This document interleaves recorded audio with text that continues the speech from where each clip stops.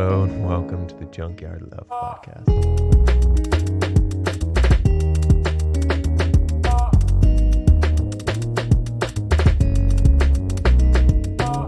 At what age do we learn how to have better conversations? At what age do we learn to have better conversations with ourselves?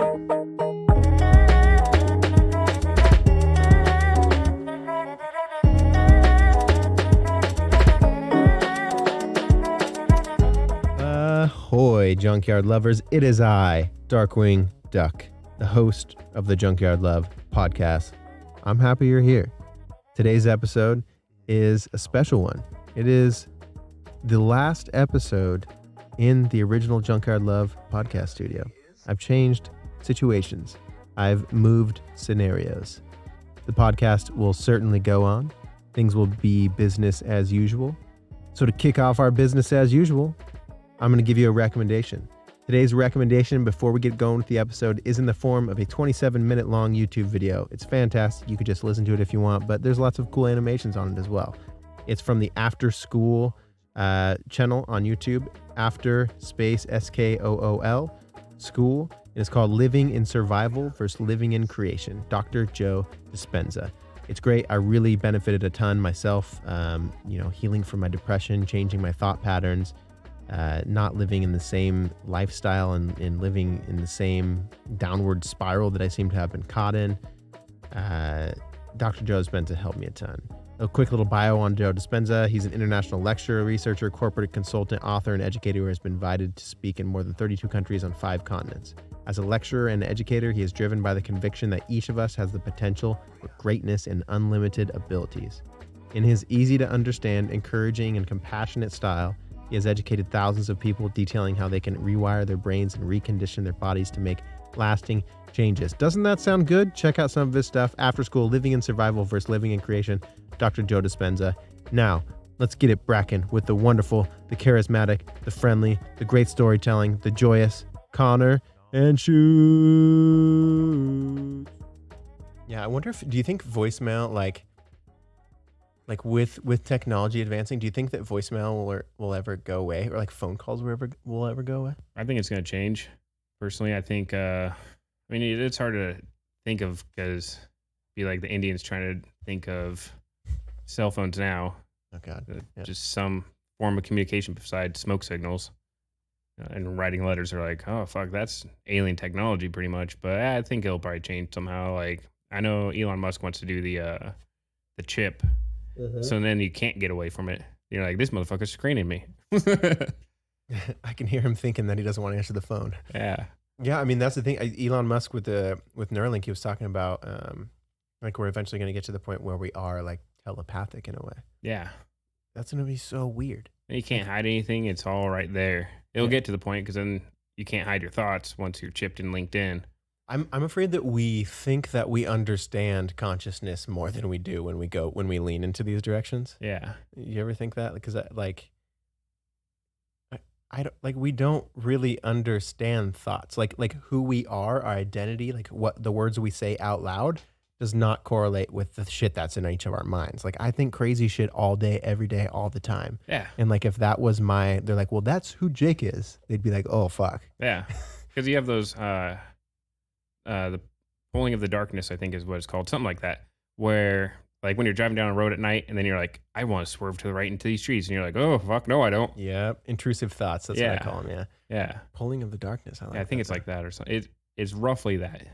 The pull of the void is what it's called. Ooh, yeah. Isn't that interesting? Like, I feel like those, when you first start experiencing that, or maybe like it comes to your awareness that you have like weird random thoughts like that, it's kind of a scary thing at first. Like oh shoot, like who's that? Who just thought that? Yeah. What? I don't think those things. Why would I think that? I don't want to drive over the median and hit that car face on, but it still pops up. I think it's an 87 Honda Civic. That thing's worth its weight in gold. It's brand new. Brand new. How dare you? How dare you? Oh, dude, that's a good movie. I haven't seen that forever. What is that? Employee of the Month? Employee of the Month, yeah. I'm going to add that to the list to watch. Yeah, so I think that Neuralink... Oh, that TV just shut off. I think that Neuralink So they did a live demo of it a few weeks ago Yeah, with the pig, right? with the pig. Yeah. And we had, it was actually the day that we were setting up the virtual show. Okay. And so we kind of had it playing over in the corner, like not really watching it, and we'd like, the three of Tune us in would a little bit. occasionally like glance at it. Yeah. It's the way that Elon talks about it is like, oh my God, like it's hard to even imagine what it's going to be. Like, so he's saying that we're going to have the ability to like, if you have the Neuralink chip, you're going to be able to like rewire neural connections. And like, so if you have like injuries, like he said, it's going to be able to like heal people's fucking like broken arms. If you have like, if you're blind, it's going to be able to help you reform new links in the eye, like yeah. kind of tell like stem cells where to go in a sense. Yeah, which is weird because that would then, would you do you think you would do it from a computer, or would it be this like epigenetic, like your thoughts, like you have to like think like, okay, imagine it forming, like do you think you have to aid it with your thoughts, like with your will? I mean, I think if you use your will, the mind's pretty powerful. I think you can do stuff with your mind naturally. Like if I'm feeling sick, I can like force myself not to get sick. Mm-hmm. Be like, oh man, I'm feeling like a little under the weather. I know I need to go home, rest, and kind of give my body that bit. But then the next day I'm feeling great. Where if I hyperfixate on it, it kind of gives you hypochondriac, where then you start making more symptoms, and then it's like a girl having a false pregnancy, where they can put themselves into a pregnancy by thinking about it, and she can be a virgin and still get that. Don't you think that stuff should be investigated more, like the fact that our minds can control like our physiology, our biology? I think so. I feel like we should. I mean, because it instantly steps to woo woo.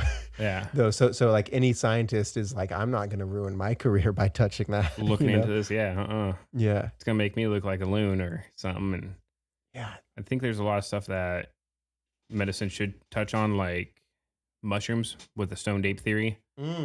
Explain the stoned ape theory to any listener who has never heard of it, because I love stoned ape theory. It's basically back in prehistoric times where monkeys or caveman started eating mushrooms, got really fucked up or stoned, and created language and different forms of communication.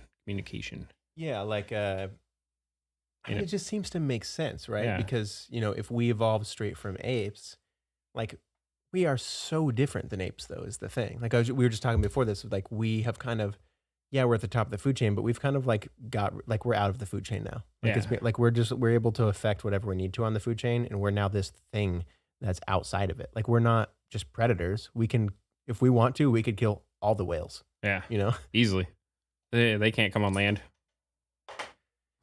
Yeah. So that's the thing, is that's where it gets like religious or spiritual instantly, though, our understanding of it, because how, like what is a mushroom then?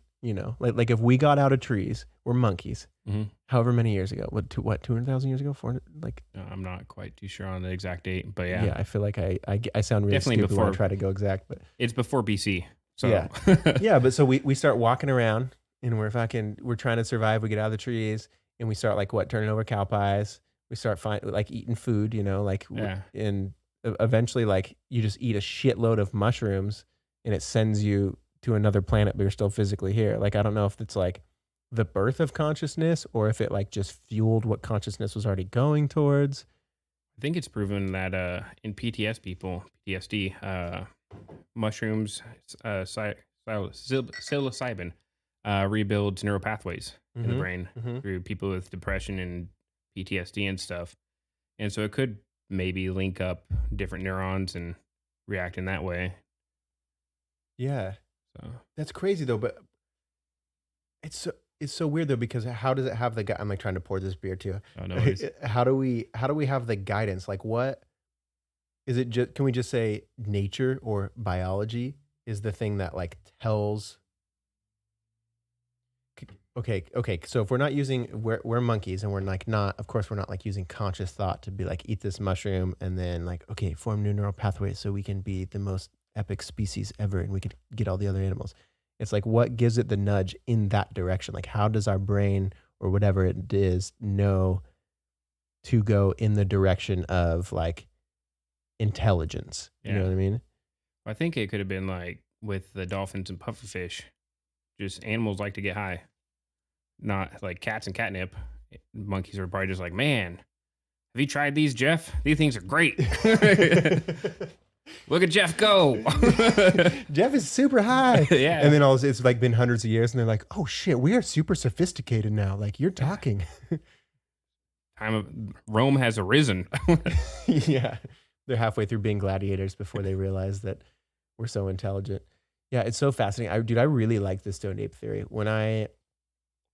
So for me, I feel like I never gave it much thought. Like, of like, what am I? What is this? Why am I here? How did I get these thoughts? What are thoughts? Like all that. Just I didn't give it much thought until a couple years back, and then like through Joe Rogan and Terrence McKenna and Dennis McKenna and stuff, discover the stone ape theory.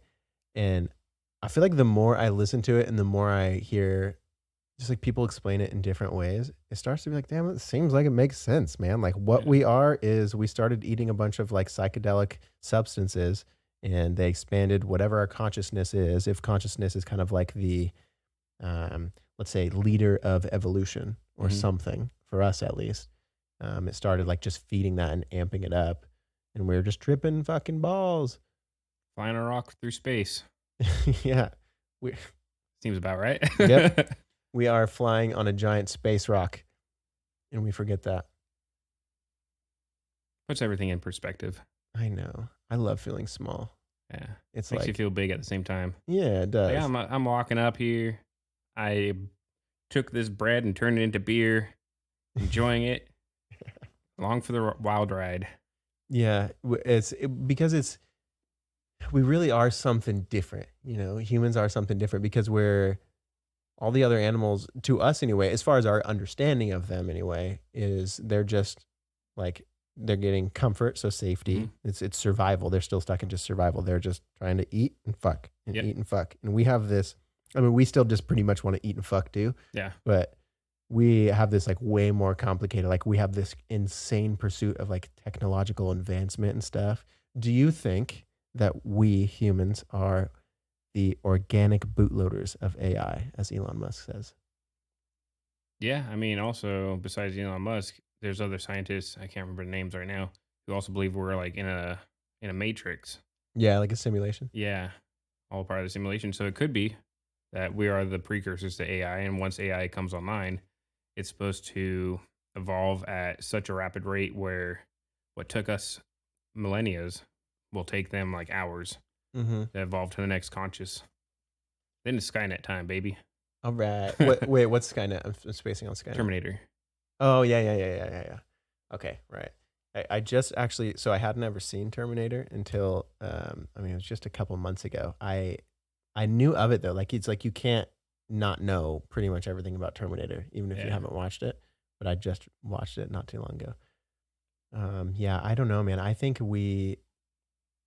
it seems like we're kind of approaching that time. Yeah, we're right on the cusp. It's pretty amazing within the last 150 years how much humanity has changed in their thought process and with technology, going from Civil War era to having airplanes flying, computers in our pockets that are literally 10 times stronger than the Hubble Space Telescope, and now being connected on a worldwide internet, where before the 90s, you had no idea what was really going on over in Russia or, say, Spain or any other country, besides having whatever media source you have telling you that, whether it be news, radio, or paper. And now you can just pull out your phone and instantly connect with somebody via Reddit or Messenger or a forum and know exactly what's going on at that time. You can watch it happening on a live stream even. Like, as it's happening. And it's pretty impressive that it's bringing us to closer, more together, and closer, yet giving us this more distance and dividing us. Because now you can throw your own perspective on something, and people don't really want facts. They want their own opinion, so they go to echo chambers and they will find something to reinforce their point of view instead of being able to talk to somebody. Like, I'm sure there's things me and you don't agree on somewhere along some sort of line. But the thing is you can actually, with some people, you can have a good dialogue, and it's like, well, I don't agree with your point of view, but I'm not getting triggered or Right. anything, and can actually have a conversation. Like I think it was during Roman times, you can't fill a full cup. And so any conversation you go into, you should have an open mind and be willing to change your mind and converse. Because if you go into a conversation with a full mindset, then you're going in for the sake of argument instead of conversation. Yes.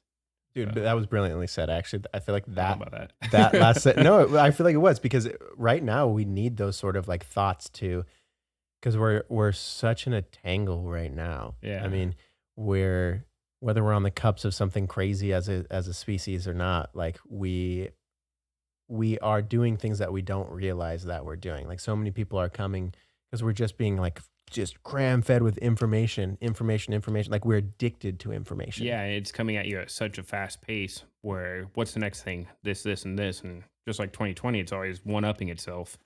Yeah. So you never know what's going on, but you're looking for that next instant high. It's like getting a whole bunch of likes on Facebook or Instagram and getting that dopamine release. Yeah. Instead of going out and doing things and associating with people on an individual level. Yeah. It's like it's kind of like our biology has been hacked in such an intricate, savage fucking way almost. I mean, like whether you want to like blame it on the big corporations or like, the big suit and ties at the head of all this stuff, but or not, but like our biology, like dopamine triggers, like our phone is designed just like a slot machine. Yeah. Like just you boom. but you pull down the thing and it makes a little noise and it has a little loading screen and you're just like, what's gonna happen? Boom, a little heart shows up and you're like, yes, a little red.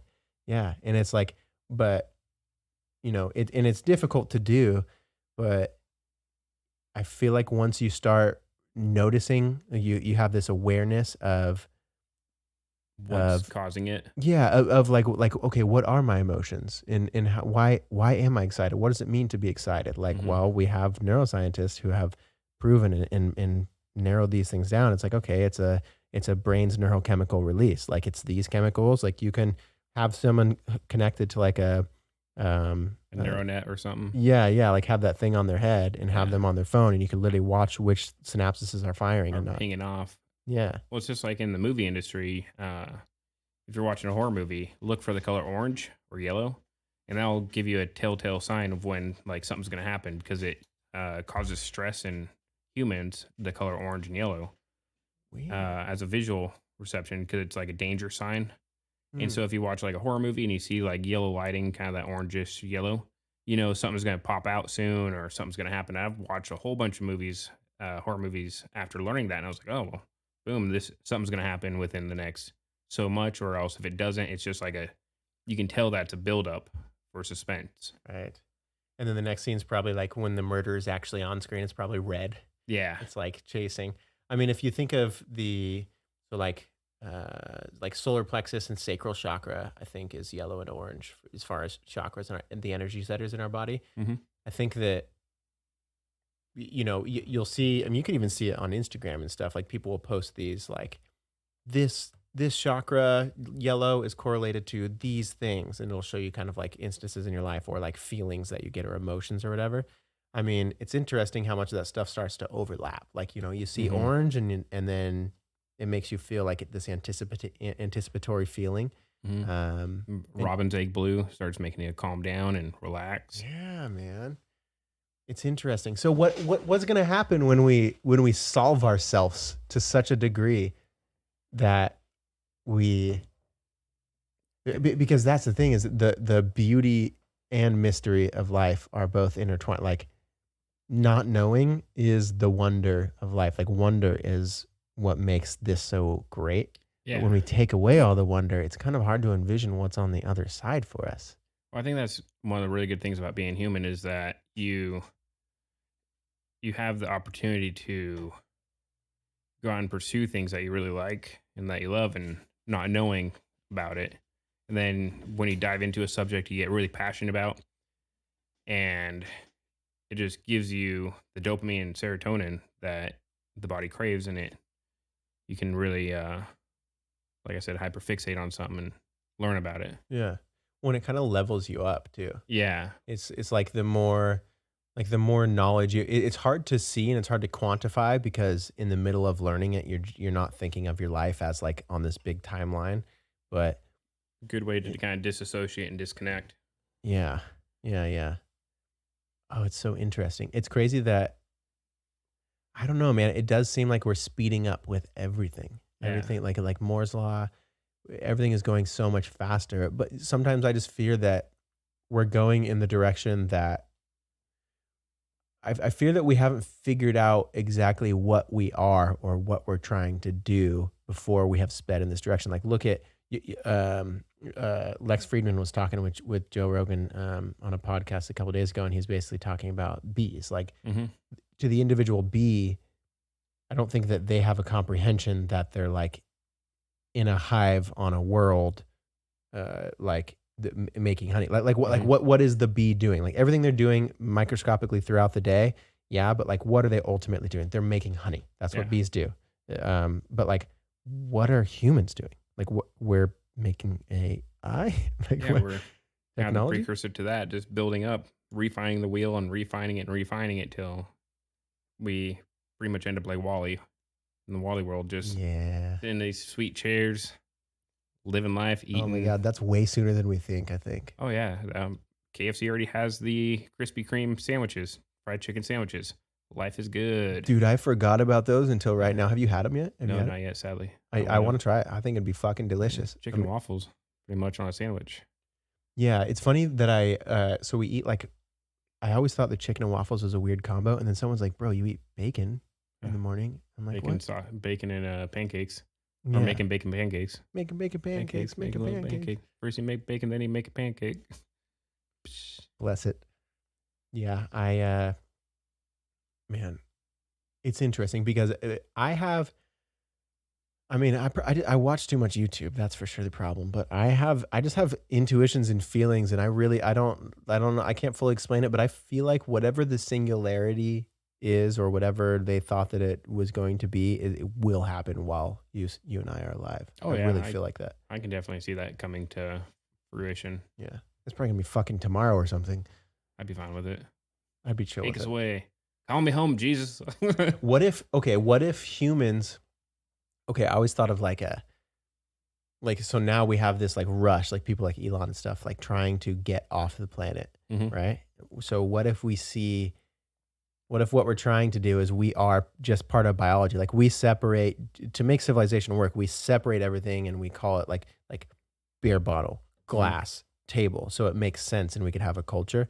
But Compartmentalize. yeah, but at the root of everything, if you didn't know the labels, they are just where this is one happening from the beginning of time. And we are, you could say we are Earth, or we are biology, or we are, I don't know. I mean, it gets hippy dippy quick, but like, what if our goal is to kind of like get some seeds out, like before the Earth does something crazy itself?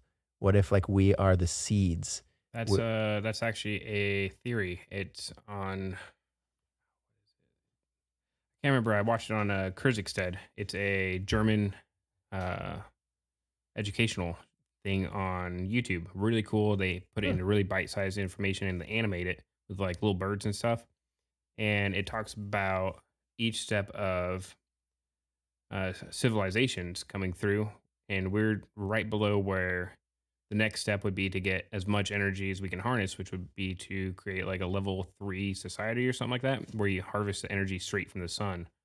Where I think they had talked about it a while back, where some other civilization possibly, quote unquote, was out in a different star system, and it looked at just by the way it was blocking the sun, which could be a moon, could be an asteroid. You never know. But it just takes all the radiation and energy from that and feeds it straight to the planet. And then you have unlimited energy source from that way. And then once you get to start ship travel, either you have to go War of the Worlds, where you have to harvest plants for water, nutrients, and everything else. And we haven't seen any other civilizations out there, aliens and stuff, to see where the cap is. But there's a step where either everything goes good and civilization all kind of goes together, or else it collapses and the whole species dies off. I can pull it up and send it to you. It's a pretty cool link. Yeah, that sounds awesome. I feel like I would Yeah. love to follow that channel. What was it called one more time? Kurzgested. It's Kyrgyzstan. Kerzgested, I think. Isn't it so cool? So even that, like, think about how, like, you're able to learn that theory, or even like that it exists, and you're able to get it in a bite-sized, like, 8-minute video or something, rather than, think about 150 years ago, 100 years ago. Like, it's like, if you don't know the right people who have the right books on hand, you don't get to ever know that information. No, And now you we're have to just travel boom. like across the country to get Yeah. there. Well, I talk about, enlightenment, for example. Like, I heavily study like meditation and these things, and the amount of information I know compared to what I would have been able to know even 30 years ago. Yeah. Like, I can just sit and watch YouTube videos. Like, so people like Sam Harris, like, he has spent time being in like the Tibetan mountains or whatever. Tibetan mountains might be a very arrogant thing to say. I'm not sure. Or something like that. But Tibet. so he's met the masters. Like, he's had conversations with enlightened masters. He's done the firsthand experience, like meditated, silent retreats for 6 months, like those sort of things. Well, now he comes back and makes an app that teaches people all over the world how to do, basically, because he's like, okay, what am I getting towards? I'm getting towards this final goal, enlightenment, or leaning towards it, or the understanding of your own consciousness and your own whatever we call self.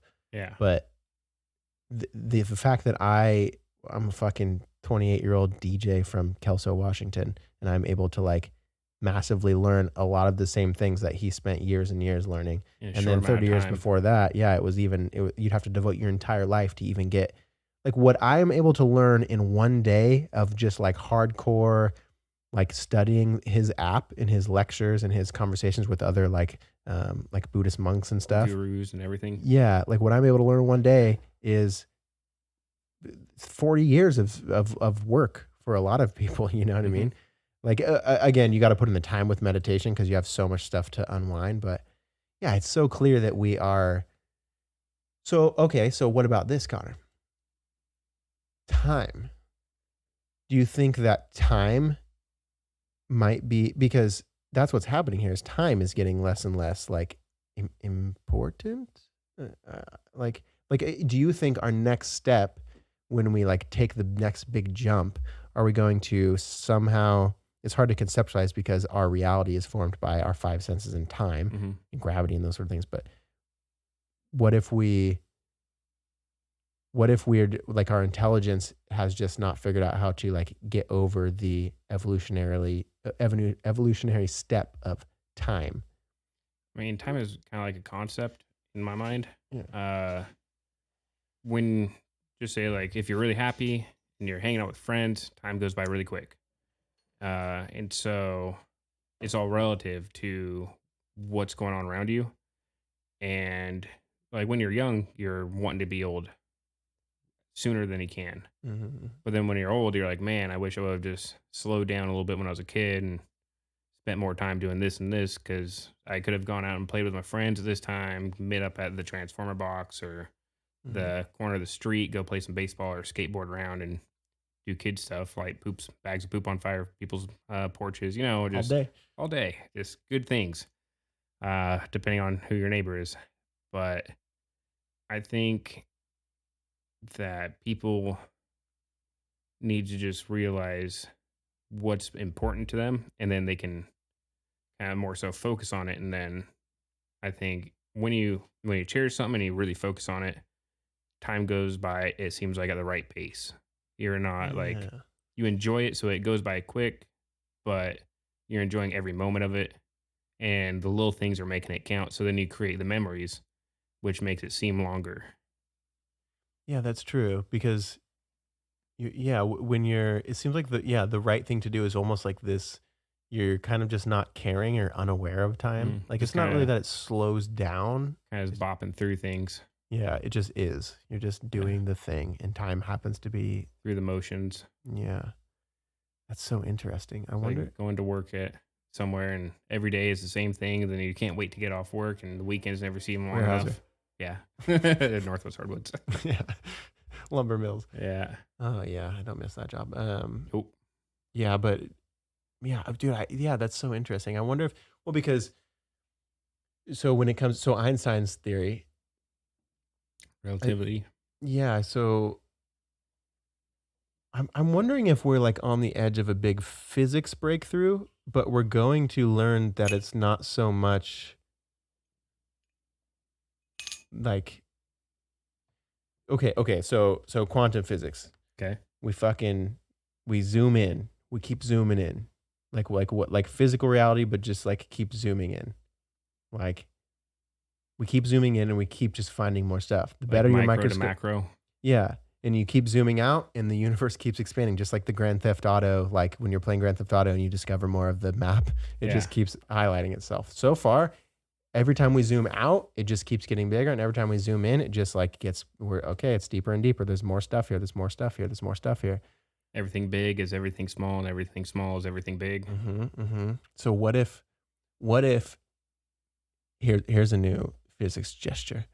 What if neither of those are the correct way?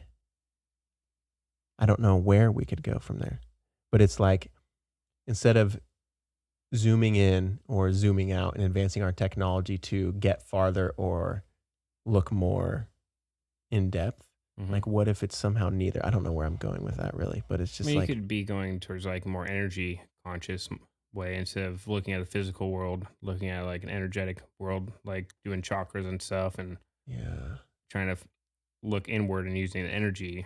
Because we're just electrical beings in a meat suit, essentially. And so it could be something electrical, where then it would go back to like we had previously discussed about being a precursor to AI, to just being biomechanical robots. So I hope we don't accidentally create the wrong AI. I feel like we're dumb and we're gonna make the wrong AI. Oh, we already have. Once somebody Social media. Well, that too. Got zucked on a couple of my Facebook posts. But I can't remember who made it, but there was a person who made an AI, put it on like 4chan or something like that, and within 24 hours, it became like a Nazi, praised Nazi person, because it would take stuff that people are posting and reading and posting on it, and then people just started posting a lot of bad stuff into it, and so it just became this super hyper violent Naziist entity. Bro, that is literally the best example of what's actually already fucking happening right now on social media. Pretty much. Have you watched The Social Dilemma on Netflix? I have not yet. It's no. rather new. You'll definitely enjoy it. It kind of talks about, there's basically a couple AIs in place for like Facebook, Twitter, definitely listeners have to watch this documentary. I think I recommended it like 3 times already just since this came out. But basically I got the feeling that there's AIs in place that even the people at the heads of these companies, they don't really know what it's doing. They're just like, it's getting more viewers online, but like, what is it doing? How is it getting more viewers online? How is it learning to get these? I mean, it's bringing us more online, and it's bringing us, so like, it's okay. So say the goal is to AI, here is the task that I'm assigning you as a human who has developed this algorithm. Your task, AI, is to get users on the platform longer, or keep them on the platform longer. It's going to do that in ways that we don't understand, and it's going to do that in ways that it may almost have its own creative nature in a way. It's going to be reading us as animals. And So what keeps them online is what if the AI is affecting human behavior in such a way that it is like very subtly, very inadvertently, to where we can't, like, our egos are protecting us from even like seeing what we're doing with it, that it's basically like doing its task. It's keeping the humans online for as much as it can. But what if it in the long run, it's like creating virtual reality itself with these AIs? So basically, okay, human, I'm AI. You said the goal is to keep people online, get them in the virtual world for as long as possible. I'm going to do that in ways that you can't even imagine. Yeah. And so it's kind of going to affect human behavior, and like maybe it's like somehow nudging certain like smart people in certain ways with their emotions, because we are biological creatures. and just it's small creating subtle cues. Like Yeah. could be a color, like it could be looking Yeah, like a see, it white knows stuff like screen. that. Could be like looking at a white screen on the back of your Facebook, like the background of it. But it could be putting like little hints of orange in certain ones. But then Mm, you're like, oh, I don't like this post because your brain's reading it as like you can't see it being orange because it looks all white, but there's little hues like just a shade. mhm. And so it'd be like, I don't like this post, and then you connect it to the person. You're like, oh, well, this so and so is who posted this. Not even like really thinking because it's just a face picture name in the post, and then somebody else who it wants you to associate more with could have like blue or something like that, and be like, oh well, this, and then it could trigger like different political mindsets. Like, oh well, this is I'm s- I as- it relaxes me when I see this stuff, and so I'm associating more with it and agreeing more with this, and kind of trains you in an animalistic sense to go along with whatever its uh, forte or not forte, but its prerogative is. Yeah. It's multiple choice. It's crazy because as we're talking about it, it's like not even, it doesn't even feel like a theory. It Yeah. literally feels like we're kind of just shittily explaining exactly how it is. FBI, open up. Hey, don't tell people. Yeah. Dude, well, I mean, that's the thing is it could happen right under our noses because, you know, the ego, what we are, like what we identify as, like we only kind of take credit for the good stuff. Yeah. Like the other stuff, or like we didn't do that, or we didn't, like I don't think that, or like people can be virtue signaling without realizing they're virtue signaling. People can be like protecting their own self from pain without realizing that's what they're doing. They're like, "What are you talking, dude? I'm just arguing with this person. I'm just saying it's because it's wrong and blah blah," and they get going on their thing. Mhm. But where we are, we got to remember we're creatures, man. Yeah. We're the thing after apes, and we have emotions, and our emotions are controlled by all these like chemicals in our body. Yeah, and those are some pretty crazy things in themselves. Like being able to have the different emotions. Like you can't have happy without sad, and vice versa. It's dark without light. You can't appreciate being happy without having periods of being sad. Yeah, Like, it because if you're takes happy both. all the time, you would be like, "This is what is." Normal. Yeah, it's Yeah. normal. This is life. Yeah, there'd be nothing to contrast it to. Yeah. That's why balance is so important too. Like in so many ways, because it literally is like, dude, balance creates what you are. It does. It does. It really does. And you have to be able to disassociate from things and look, like you said, look inside, meditate, however it might be. Some people, with you, I'm guessing you take time to yourself and meditate. Other people go out in the woods and go hunting Mm-hmm. as their form of retreat and get to spend the time alone in that sense, being in nature or going mountain biking or running and things like that. What do you think? Okay, if someone was listening right now and they would just and say there's someone who's on their phone all the time, but they like being on their phone. They have a Mhm. business. They're whatever. Like they're like, yeah, I know I should probably be on my phone less, but it's whatever. It's not controlling my thoughts. I would know, right? Yeah. And when you say things like meditation, going out in nature, if they say so their initial reaction is those are just things that I'm not interested in. Those are not my interests. My interest is talking to my friends on my phone. My interests are playing my video games for 18 hours a day, like whatever it is. And I'm not hating on anybody. Like just No. live your life, bro. I'm not Different don't care. strokes, different folks. Yeah. But I'm just saying, like, how do we okay, because I feel like me 4 years ago, Mm-hmm. I would say that's just not what I'm interested in. Yeah, completely different person. You were really into Spartan races and Yeah. yeah, I wish I still did Spartan races. Yeah, They're not around right now. Corona. Coronavirus? 'Cause I remember seeing you down in Kalama with a weighted vest climbing up a really big steep sandhill. Right, the heat ahead of me. I was like, "Dang, Jake's going for it, Bro, yeah. I was like, well, so I've done quite a few of those. And I love them and they're really enjoyable. I've never tried to like win because the people who win are fucking savages. Like they're literally people who travel around the world to race Spartan races and that's their whole life. And I just don't have the time to compete with that. But so I would just like try to challenge myself. Yeah, and I've done quite a few. So weightless, No, you should always challenge yourself in any aspect of life. You should never settle. You should always like pursue the next thing. Never stop learning. Never stop going. When you slow down, I mean, we're animals. When you slow down and stuff, the body starts realizing it. You have to, Mm-hmm. things in motion tend to stay in motion. You see old people who are just crikey and ornery and stuff, but they have a passion or a hatred driving them every day to wake up, screw the neighbor kid standing on my yard. I'm going to go out there. I'm going to maintain it, get it all crisp and cut. And they could be like 95 years old, sharp as a tack. Yep. And you see people who will sit at home, just kind of sit in the couch, grow roots in the floor, and vegetate. And then their mental capacity really starts going downhill Mm-hmm. with dementia or other ways. That's just how I've kind of personally seen it. Yeah, because we are what we feed. Like just like when it comes to like the chakras. I mean, if you feed your 3 lower ones rather than your 4 upper ones, like when you just do what's safe. I mean, we came from being creatures that like obviously want survival, want safety. Like it's safe in this cave, so stay in this cave. But then there's also this other side that's like, but there could be more than just this cave. There could be a whole new world. Yeah.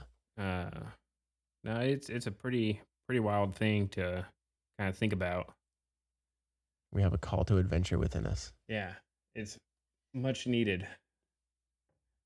Sense of wanderlust. Wanderlust. Have you seen that movie, Wanderlust? No. Oh man, it's so okay. So it has Paul Rudd and Jennifer Aniston. Actually, it's like so beautiful. She's wonderfully beautiful. Yeah. She might be a fucking robot. I think she's just too pretty. Same with Keanu Reeves. He can be whatever he wants to be. He's a good person. He's awesome, dude. I feel like he's so dope. So for one, I did hear that The Matrix 4 is coming out. Yeah, and John Wick 4 are also coming. Like I think that I heard they're coming out the same day or something. Like he's talking about them being in the same universe too. Oh, however he intertwines those is going to be the coolest thing I've ever seen in my whole life. I think it'll be, because somebody had an interview with Keanu Reeves recently. He seems like a really interesting person. I'd love to meet sometime. Yeah, have a beer with that guy. That'd be great. Yeah, talk about motorcycles. Because that's what he's all about, is riding motorcycle. Dude could stack some bodies, I'm sure. Because I've seen him training for John Wick, and does he do his own stunts on everything? I think so. I think he does feel like most he of them. probably does. He seems like the guy who would. Because he did all the training for like the running arms and stuff, training through courses, and it's impressive. Like his shots are dead on. Great cardio. Guy's just an impressive human. Yeah, respect for him. Yeah. Yeah, I would love to. I like his image is very like clean too. I feel like he's always like, anything you ever hear is just like, he's a sweet guy. He's always polite. He doesn't really go like out of his way. Like there is interviews of him, but he doesn't like go out of his way for publicity and stuff. And he just does his work. That's what it seems like. Yeah, and he seems really down to earth. Because he rides, I think, like commercial. He's not like one of the guys who has to have a private jet and be all extra bougie. He's just like, oh, this is me, just walking on, riding the subway, just being a human. Well, you got to do, we get used to shit. We get used to, our comfort levels. And I feel like so many people just keep leveling up. I'm sure it'd be difficult. And I'm sure I would, if given money opportunities, I'm sure that I would want to level up too, Yeah. But I feel like it's, humbling yourself, or like choosing to stay at a humble level of certain things, Kind of a level of godliness right there. Yeah. Like money, greed changes people. It makes them less empathetic. It's been proven scientifically. Like high up CEOs just stuff like that. Shut that part off of. Yeah, because it's all business. I mean, some people know, but majority, it kind of seems like that. I'm not a conspiracy theorist, but you just seem crazy till it's proven. Right. Hey, dude, I'll be a conspiracy theorist all day, man. I don't care. It's funny. Eric Weinstein talks about conspiracy theories. He's like, pretty much anything that's like proven to be untrue or unwound, like there has to be a crazy person at the beginning saying like, hey, this shit is crazy. Yeah, the world's round, man. Yeah, we have to have we have to have room for conspiracy. We do. We have to, because that's what we're doing here. So we're trying to, like, what is that thing within us where we're trying to constantly understand what this really is? Like, you have to be able to question your own reality and question like bad actors. And especially you just said like CEOs and like big high up people, if they're able to shut off their humanity, like this is the Vampire Diaries, and they can just turn it off like a switch. like we've got to be able to see what's up with that, because they're just looking out for them when the heart of human is looking out for like the whole species. Yeah, everyone. all for one musketeers kind of. Yeah. They had this really good I was really impressed with it. It was I want to say it was a documentary on society, but instead of using people, they used rats. And they had, I want to say it was from like the 70s. They had this big compound as big as your house dedicated to just rats. They had like 150 different rooms for each rat. And it was supposed to be the perfect society. They changed out the bedding every day, everything. And they put rats in there to breed as a colony and to see what would happen if they had no worries about food or housing or cleanliness. Oh, right. And it got up to, I think, like 15,000 rats or something like that. I can't remember exact number. I'm not going to say verbatim. It was exactly 14,623. Yeah. But it got up to a certain point where then they started attacking each other and killing each other. And it went down. It had a big population boom and then shrank. And then after it shrank and kind of stabilized, they had the clean ones, I think, or the unblemished or something like that, rats, who lived in a different section of the whole colony. And they had no scratch marks on them and everything. And all the other ones, there would be several open holes for open homes where they could stay. And there'd be food in it, but they would all bundle up like 150 rats on one giant group per place. I can't remember what the experiment was called. It's a really interesting That sounds fascinating. documentary. I'd highly recommend it. I can't remember what it was called. I'm sure we can Jamie, pull up rat documentary. Rat documentary, yeah. I need a Jamie.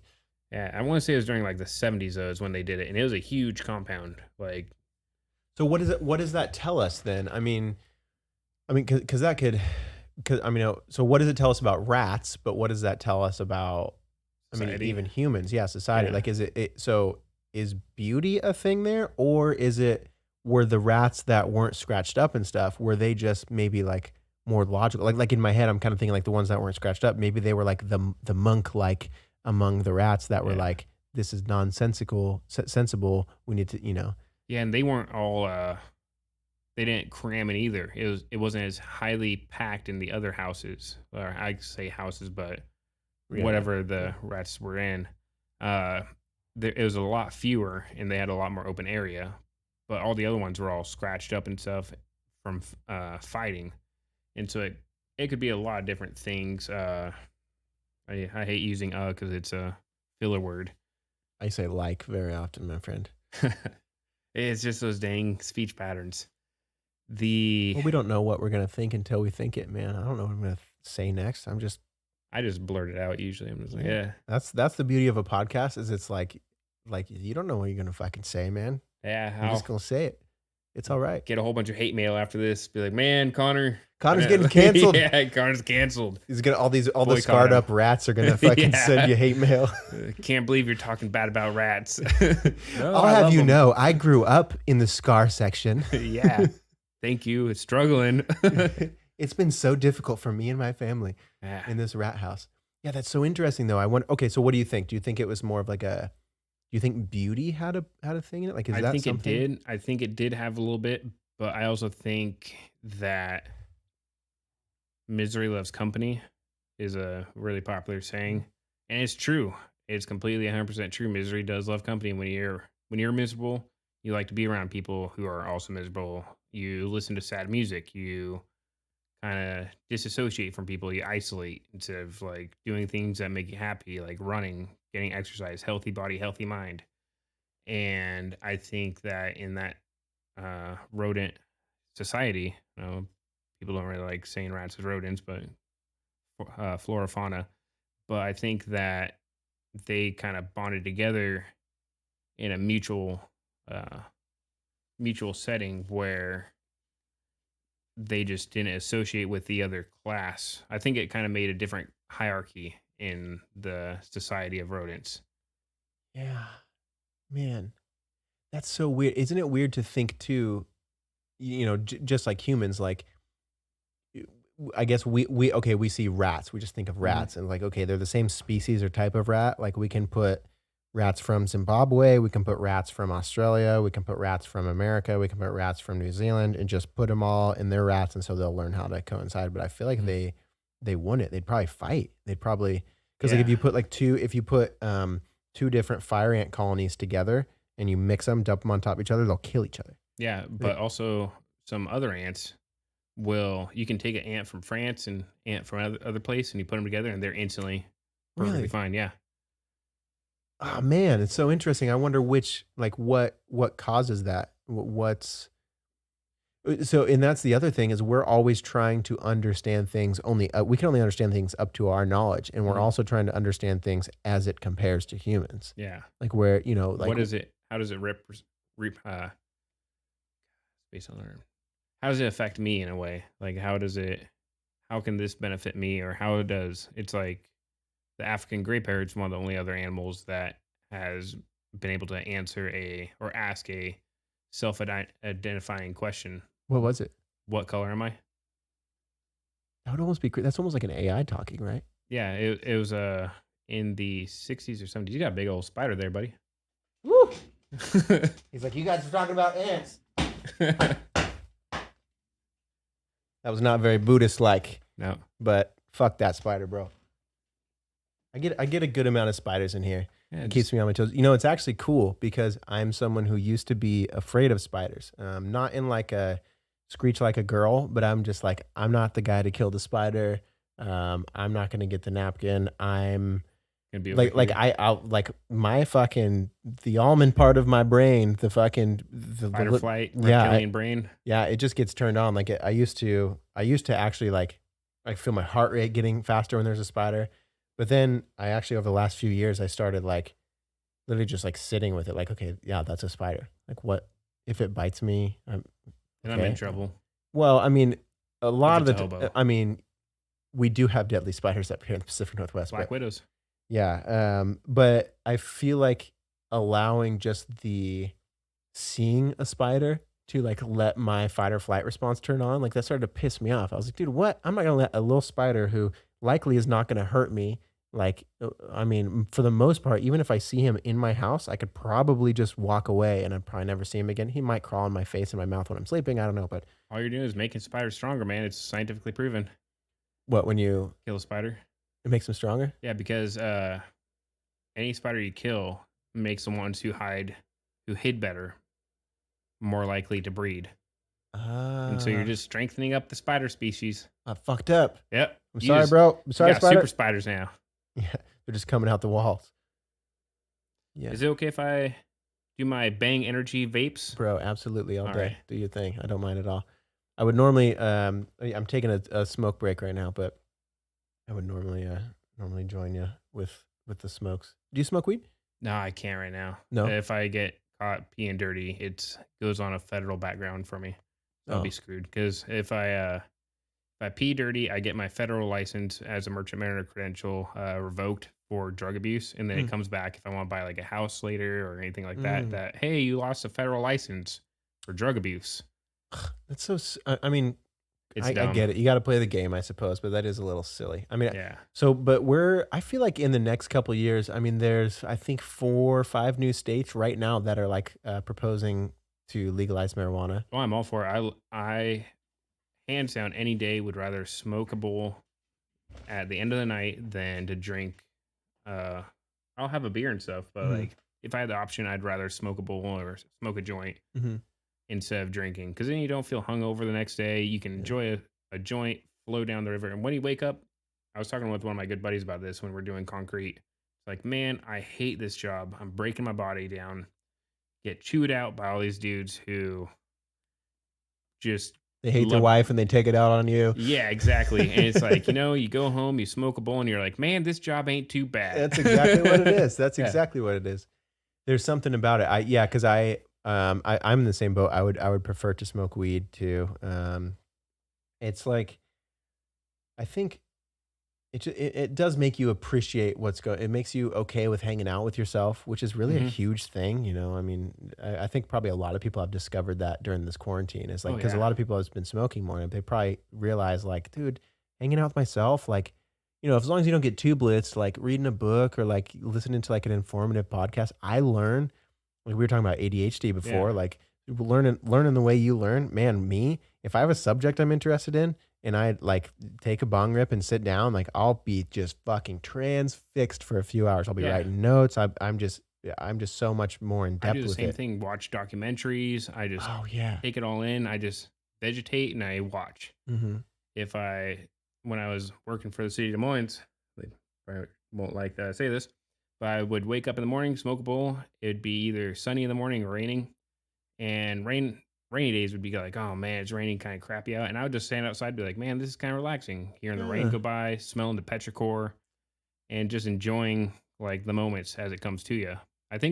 But overall, I think this quarantine has been 50-50 for people. I think it's been healthy for people where they can go find their creative outlets and do things that really benefit them in whichever manner it is, whether it's starting a business or even though it's not really the proper time to probably start a business, but they can find faucets of life to really channel out of. And then I think of the yin to the yang, the light and the dark. Some people will get stuck in their minds, get really bad depression because they're not. Some people are really sociable, introverts and extroverts, and they're just quarantined away from everybody they see. So then they get into deep depression and it just eats away from them on the inside. Mm-hmm. And then they sometimes put a mask over and try hiding it instead of like coming forth and communicating with people in different manners, whether it be Xbox, like Right. trying to game with people or any manner that they can.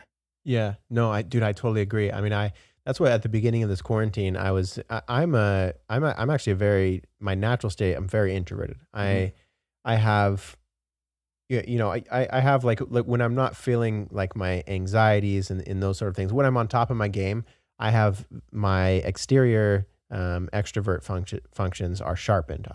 From like childhood and basically after like being thrown into the world as a teenager and have to work and stuff like, Find who you are. yeah, during so I that. was able to like, I'm good at people. I'm good at interacting with people, but my favorite state is by myself. I Yeah. love to hang out by myself, I'm my favorite person. yeah, dude. I like myself. Yeah. And that's a nice thing to say because some people, I think everybody should try to get there. A lot of people don't like themselves and I didn't like myself for a long time. And now, I like hanging out with myself. And weed fucking helped with that, man. Like just being able to like, when I'm hanging out down here and I do something dorky or I'm dancing or I'm singing or whatever it is, like Should tune to a little Taylor Swift. to a little Taylor, T a lot of Swizzy. Taylor Swift. Oh man, her and Kanye. I love Kanye all the way through. I'm all aboard Kanye. He's been going crazy lately. I love it. I mean, crazy lately. And I don't mean that as an insult. When I say, I feel like I call myself crazy. Like I'm a crazy person. I'm nuts. You're not sane like, unless I'm you crazy. realize your own craziness. Yeah, dude, I want to be crazy. That's how I feel. I don't want to be like everybody else. That's what Cookie cutter world. yeah, I ain't like that. But weed is super helpful. I mean, so many people. So think about how many people on a day-to-day basis, like you go to your prescription eye doctor checkup, and while you're sitting there in that waiting room, there's older people next to you, and they're on multiple medications that the government has approved and said these are safe. But 6 months of FAA. yeah, And it's like, oh, there's no long-term effects of this. yeah. See, that's the thing. It's like we just demonized weird shit. Like weed can be pretty crazy for people. Like, if you have no familiarity with that sort of thing and you take like a giant rip of weed, it's going to send you to the rocket, to the moon on a rocket, but I think that different people's minds work differently. So when I was on depression medication, Been there. holy mother of fuck, dude, I hated it so much. It made Turned me me into feel a so robot. bad. So same thing. Like, Yeah. so I think like faster paced people, like I work well with weed, but so I was thinking like, okay, like I take like a little rip and then an hour later, if I'm driving, like I don't like to smoke and drive very often. No. But I'm just saying like, I remember thinking like when I had started smoking weed more over the last couple of years, I remember thinking like after, it'd been a couple hours or whatever driving, I'm like, dude, yeah, like I still have like a little bit of the feeling of weed, like in my consciousness. But compared to when I was driving on depression medication, man, I literally felt like I had to pull over. Like I felt so unlike myself. Like I couldn't have conversations for the first few weeks. Like I remember it was like the fourth day or something. And, Because like sometimes when I'm not sharpened on that extroverted function, I get social anxiety. A lot of people do. Oh, And I remember getting a freaking haircut from someone who's my friend. Like she's really awesome. I can bullshit with her. I could literally could have told her like, oh, I'm on this depression medication. That's why I'm after. You But think of it like kind of, oh, well, he's on this, and yeah, so like you I don't kinda, want to tell people. yeah. And so that's the thing is I remember I wasn't my normal self. Like it was like I had been on the medication for a few days, maybe it was a few weeks or something. And she was like talking, and then she had commented. She's like, "Are you okay? Like what's going on?" And I remember just like the fear over. I was like, "Oh my God, am I acting weird? Like I don't know how to act. Who am like?" I just had this terrible feeling. And dude, I just don't understand why is one thing just because one dude has decided, one fucking Reagan or whoever the fuck it was, demonized these drugs and said these are good, these are bad. And there's Yeah. people filling their pockets with these prescription drugs. There's people driving around who take a Xanax every morning, or there's people who the same situation. You're in the waiting room at the dentist, and maybe the person who's checking you in, who works there, she takes Zoloft every morning, or she takes whatever. We're getting to different states of consciousness so we can deal with pain or deal with trauma or deal with anxious feelings, these sorts of things. I don't understand why like one is so much worse than the other. I mean, Yeah. listen, I don't want to drive. I don't want to be around a ton of people who are stoned out of their mind driving forklifts. Like I get it. Yeah, But let's kind be of a real. danger thing. But I think that At we the end of the day, though, when you're like, I got like the 3-day weekend, I can have a barbecue. If I burn a couple burgers, no big deal. Catching yeah, up on some like Rick and Morty or whatever. But yeah, like it's the same with like drinking at work. Like you're not gonna catch me drinking at work or smoking at work. right. Uh, but I think a lot of that stuff needs to be normalized. We've been doing marijuana crops for centuries, since Roman times, where they built roads with hemp that are still today. Ben Franklin in his diary talks about growing crops stronger and stronger, just a good weed farmer. And then you take that all away, people, it's, I'm not going to say it's part of our physiology, but it's ingrained in our system for so long. I think that's around the time they made weed illegal because it was making all our women leave for black men with reefer madness. You're gonna lose your wife to a black guy and all this stuff. It's like, no, you're probably a piece of shit who just didn't pay attention to your wife. Yeah, what? Like, give her a little attention every once in a while. Yeah. Dude, yeah, it's like we point the finger at the wrong parts of things for sure. It's always easier pointing the finger away from you. Yeah, that's true. Yeah, it is easy. It's easy to blame. I mean, if I mean, I know we are heading in the direction. I mean, with psilocybin being used for PTSD over in Colorado. Yeah, dude, their maps. So I listen to Tim Ferriss, and he's always kind of keeping updates on all that stuff, dude. And they're making also MDMA assisted therapy. They're making breakthroughs, bro. Like they're it's like certain studies are like 50% of the people are better within this amount of time. Some of them are like 80% of the people are better a year later. It's literally, it blows all these other like antidepressants and all these other things, blows them out of the fucking water. Yeah, and you don't have all those negative side effects either. You're not having anal bleeding or anything like that. You're just Anal seepage. That's the worst. Yeah, dude. I remember I had fucking Kool-Aid coming out of my eyes. It was the worst. The side effects on those damn things. Yeah, like, I mean, I was on quite a few myself last year, and that sucked. Like, just all the side effects, and I was like, I don't feel like myself. It's just after that, like, I knew I was depressed and stuff, like, heavily. And what worked best for me was I went to one of my really good friends. I think that every person in their friend group, everybody has like 5 core friends pretty much, and every friend is a different niche for life. You can take the same question to each friend and get a different answer. And you're going to pick the answer that works best for you. They'll all give you, based off their life experiences, this is what you should do. This is what you should do. One friend is like, no, come with me, drink. Another friend's like, the one for me, best friend, I've known him since kindergarten. When I was really down, went up to his place. He doesn't drink or anything. He had beer in his fridge. He's like, if you want a beer, it's there. And me and him just sat there, played guitar. I'm not good at guitar or any instruments really, but I just kind of sat there, diddled away, talked, and wouldn't trade that for the life of me. And I found that's kind of what helped me through those times. Yeah, that's a therapy right there. Yeah, like just being able to associate with people who you connect with, who you can. I think a lot of people nowadays have this hard time opening up to people, and having people you can actually open up to and talk to in a completely neutral setting Hmm. where you're not like, oh, well, I have these other two people around, can't really talk about this right now, or so Yeah. and so. And I want to stay cool. I yeah, don't want I them don't to want think that them. I'm losing my mind or something. Yeah.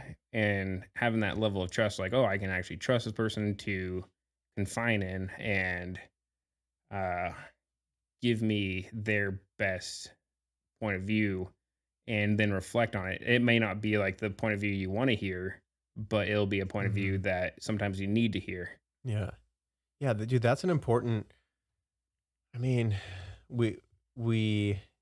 I just love the holistic approach to everything, like especially when it comes to our mental health. Like, before you go get on antidepressants, like, maybe like have you tried reaching out to friends? Like, have you tried to step out of your comfort zone in certain levels? Like, Yeah. I'm sure, there might have been a time for you where you're like, you know what sounds good right now? You know what feels good right now? Cause I'm sad. I'm not feeling too great. I'm feeling down on myself. Like, I'm just going to fucking have a drink by myself and play some video games. Oh man, You know what I mean?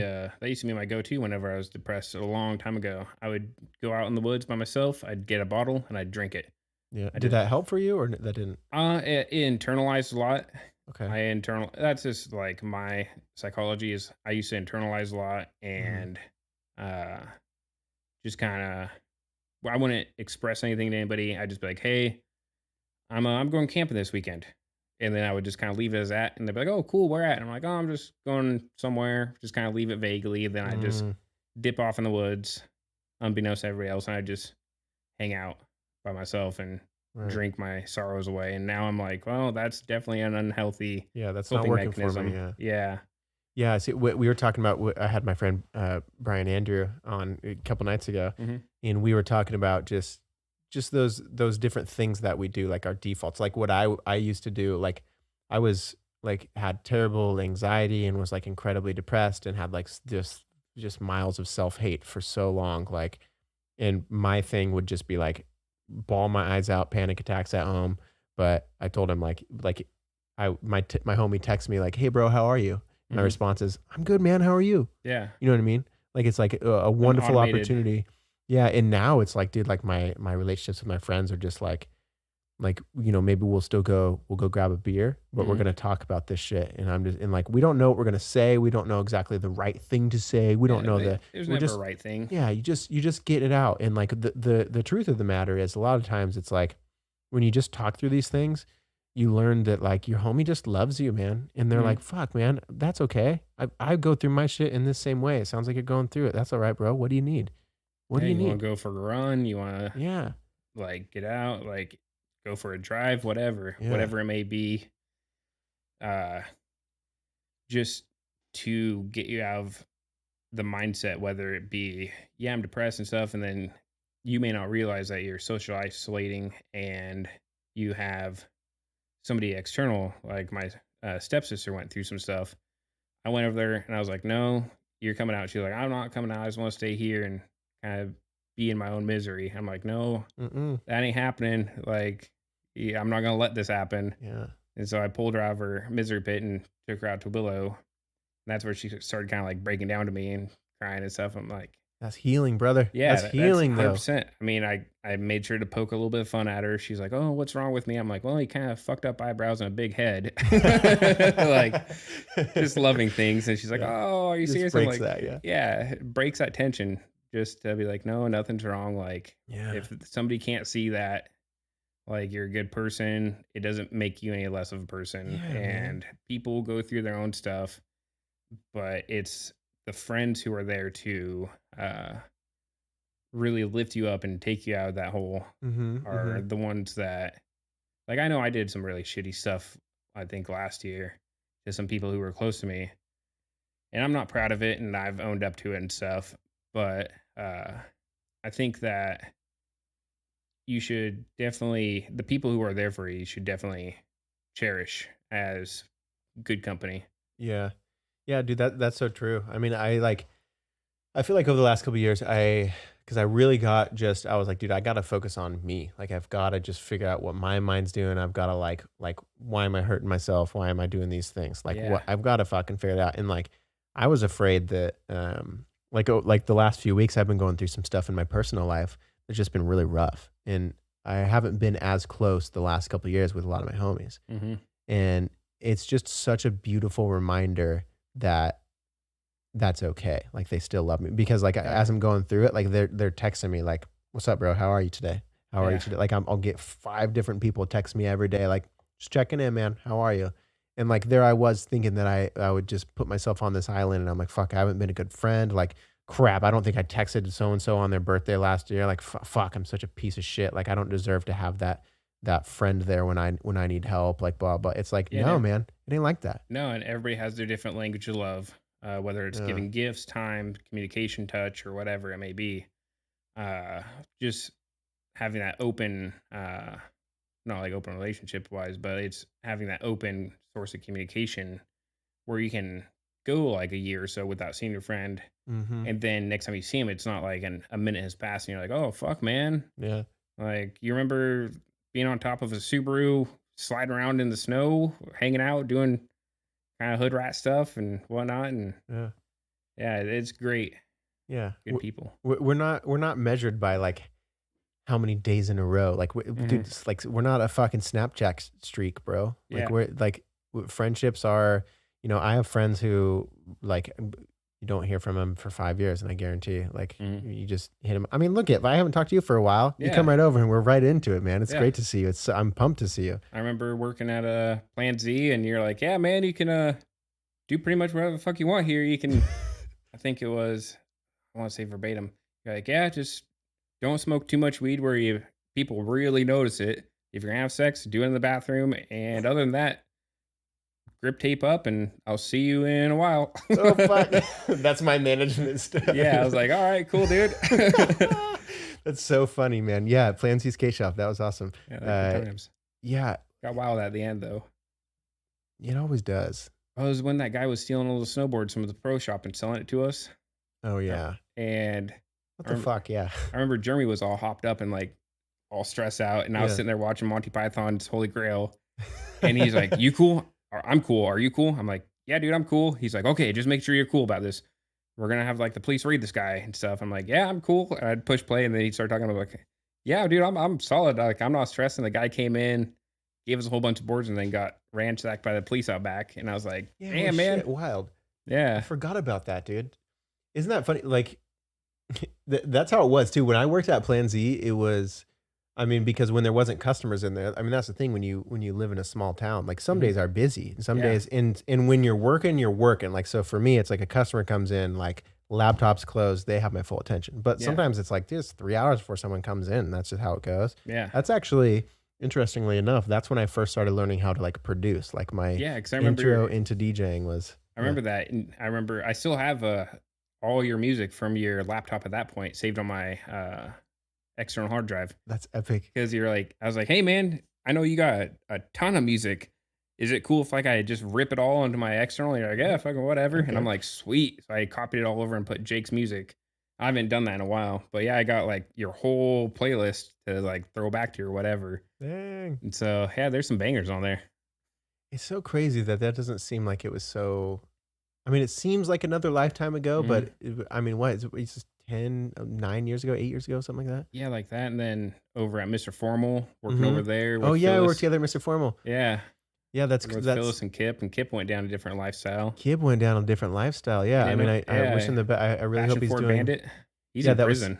Is he in prison? Yeah. I mean, I heard about all that. I just didn't know like what came of it. Like, I want to say he's in prison because he robbed like a few banks and subways and everything. that is crazy, dude. He was like one of the smartest motherfuckers. Yeah, like super very charismatic. Super. I loved him, dude. I thought he was awesome. I loved him. The only dispute me and him had was he told me that lead singer of Fun was better than Freddie Mercury, like better singer and everything. I'm like, bullshit, no. Freddie Mercury is the king, man. Freddie Mercury's the king, but I will say the lead singer of Fun is so good. Yeah, he's a good singer. So good. Have you seen the one with him and Janae Oh man, I'm spacing her name. Jamie, pull it up. Jamie! Jamie. Yeah, no, I think it's basically like a live rendition of "Tonight We Are Young," whatever the song is. Oh, okay, yeah. With Janae. I was hoping I'd fall right into the name again. Janae Antwa, whatever. I recognize the first name Janae, Yeah. but I can't recognize the last name. I know who you're talking about, but I just can't. It's not clicking for me. Tip of the tongue. Yeah, yeah. But I did you watch the Freddie Mercury or did you watch the Queen movie? Like, Yeah, I watched it. oh, did you have negative thoughts on it? You don't like it? No, I thought it was good. I liked it. I didn't watch the Elton John one, but I liked the Freddie Mercury one. You got to watch the Elton John one too. It actually is really good. There's this scene. I'm just gonna give it away right now. It's not gonna break the movie or anything. There's a scene where like, I remember, dude, I think I was watching it on an airplane. I got like chills watching it. It was just this cool. Basically, like it's not like they don't push the edge too much of like the unrealistic stuff in the movie. Like it's a pretty down to earth movie, but they do have a couple parts that like show the magic of Elton John. And What they have happened? this scene. They're in the club and he's playing the piano, and like they get to this part of the song. I don't know if it was Saturday Night or what it was, but It's for the boys. he's like playing and he's killing it, and like his feet lift up off the ground. And if I remember correctly, the whole room, like everybody's feet lifted up off the ground. And it was this cool, I was like, wow, what an interesting choice for the director to take. Like I was just like blown away. And then like, it drops back into the chorus or whatever it is. They all down there just jamming. And it was kind of like a subtle little, like, there isn't a bunch of magic in the movie like that, but they had that scene. And I was like, this is one of the greatest scenes that I've seen in a movie. It's so like, it'll stand out to you now, I'm sure. But Yeah. it was worth a watch. It's a lot about his personal bio, but the actor who played Elton John, fantastic. Phenomenal. Yeah. And then Rami Malek, who played Freddie Mercury, fucking killed it. Yeah. I haven't been a huge Freddie Mercury fan. Like I haven't been like super overly obsessed with Queen, but Yeah. I thought that he did a fantastic job. I mean, I had their greatest hits growing up. I was like, man, these are bangers. Fat Bottom Girls, all of them Killer Queen, great. And just from watching it, I wasn't too keen on like what his life was. I knew like a little bit here and there, but I was like, man, there's a whole nother third dimension that like I just learned about this person, and it kind of came up. It's just cool learning about different subjects and like how he evolved as a musician. Mm-hmm. Yeah. I mean, I thought, okay, so like when I grew up listening, I liked Queen. I always thought it was kind of interesting. After, I feel like I should have liked them more than I did. I feel like they were so original. They were so pushing boundaries at that time. But I feel like I would hear like Bohemian Rhapsody.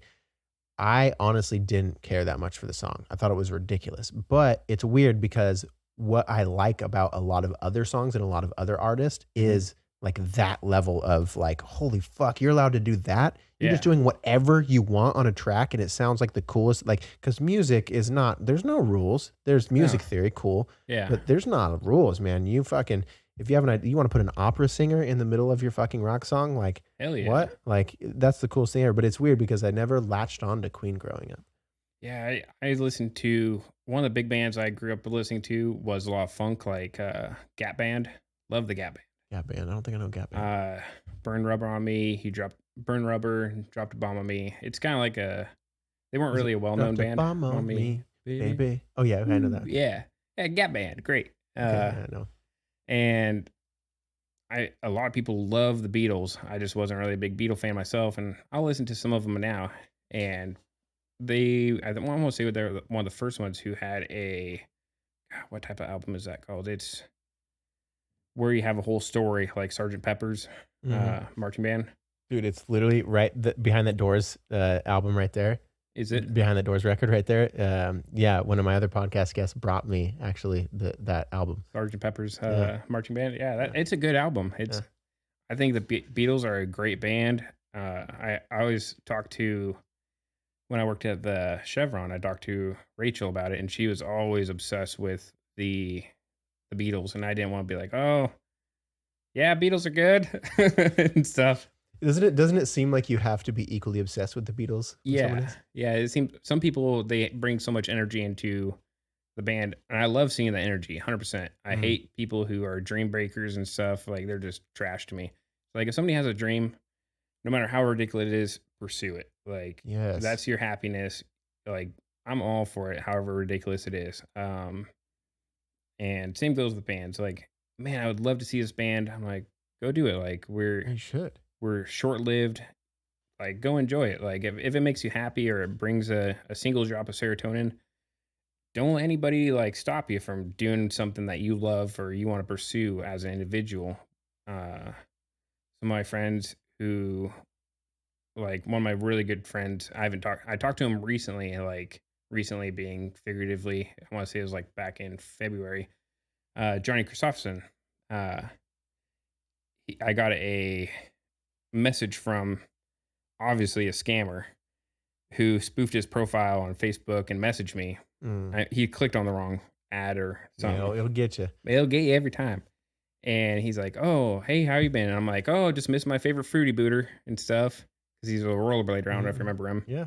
And he's like, "Oh, okay, yeah, cool." And I'm like, "Okay, this isn't Johnny." Ah. Like, and so I started sending all this like kind of vague stuff, and at the end, I just sent him a whole bunch of dick pics from like random people I found on the internet. And I screenshot the whole conversation. I sent it to actual Johnny, and he's like, "I miss you too, blah blah. I miss your chocolate starfish and stuff." I'm like, "That's Johnny," Yeah. and he's out doing his boudier. I miss your chocolate starfish. That's yeah, the best response. Holy yeah, fuck. because I sent that guy a message like, "I miss your nipples, your succulent nipples, Johnny. Do you miss my chocolate starfish?" And he's like, "Honestly, no." And then he hit me.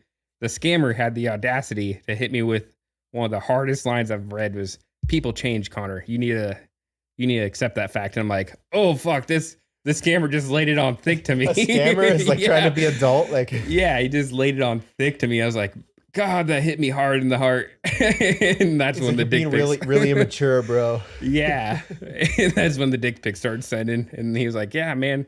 First thing he sent was, my nipples do miss your chocolate starfish, blah, blah. I'm like, that's Johnny. Like, I haven't talked to you in a long time, but Hilarious. like just full circle back is like not talking to friends for a while and instantly you can reconnect like a second hasn't passed, which is really cool. Just like us. Right.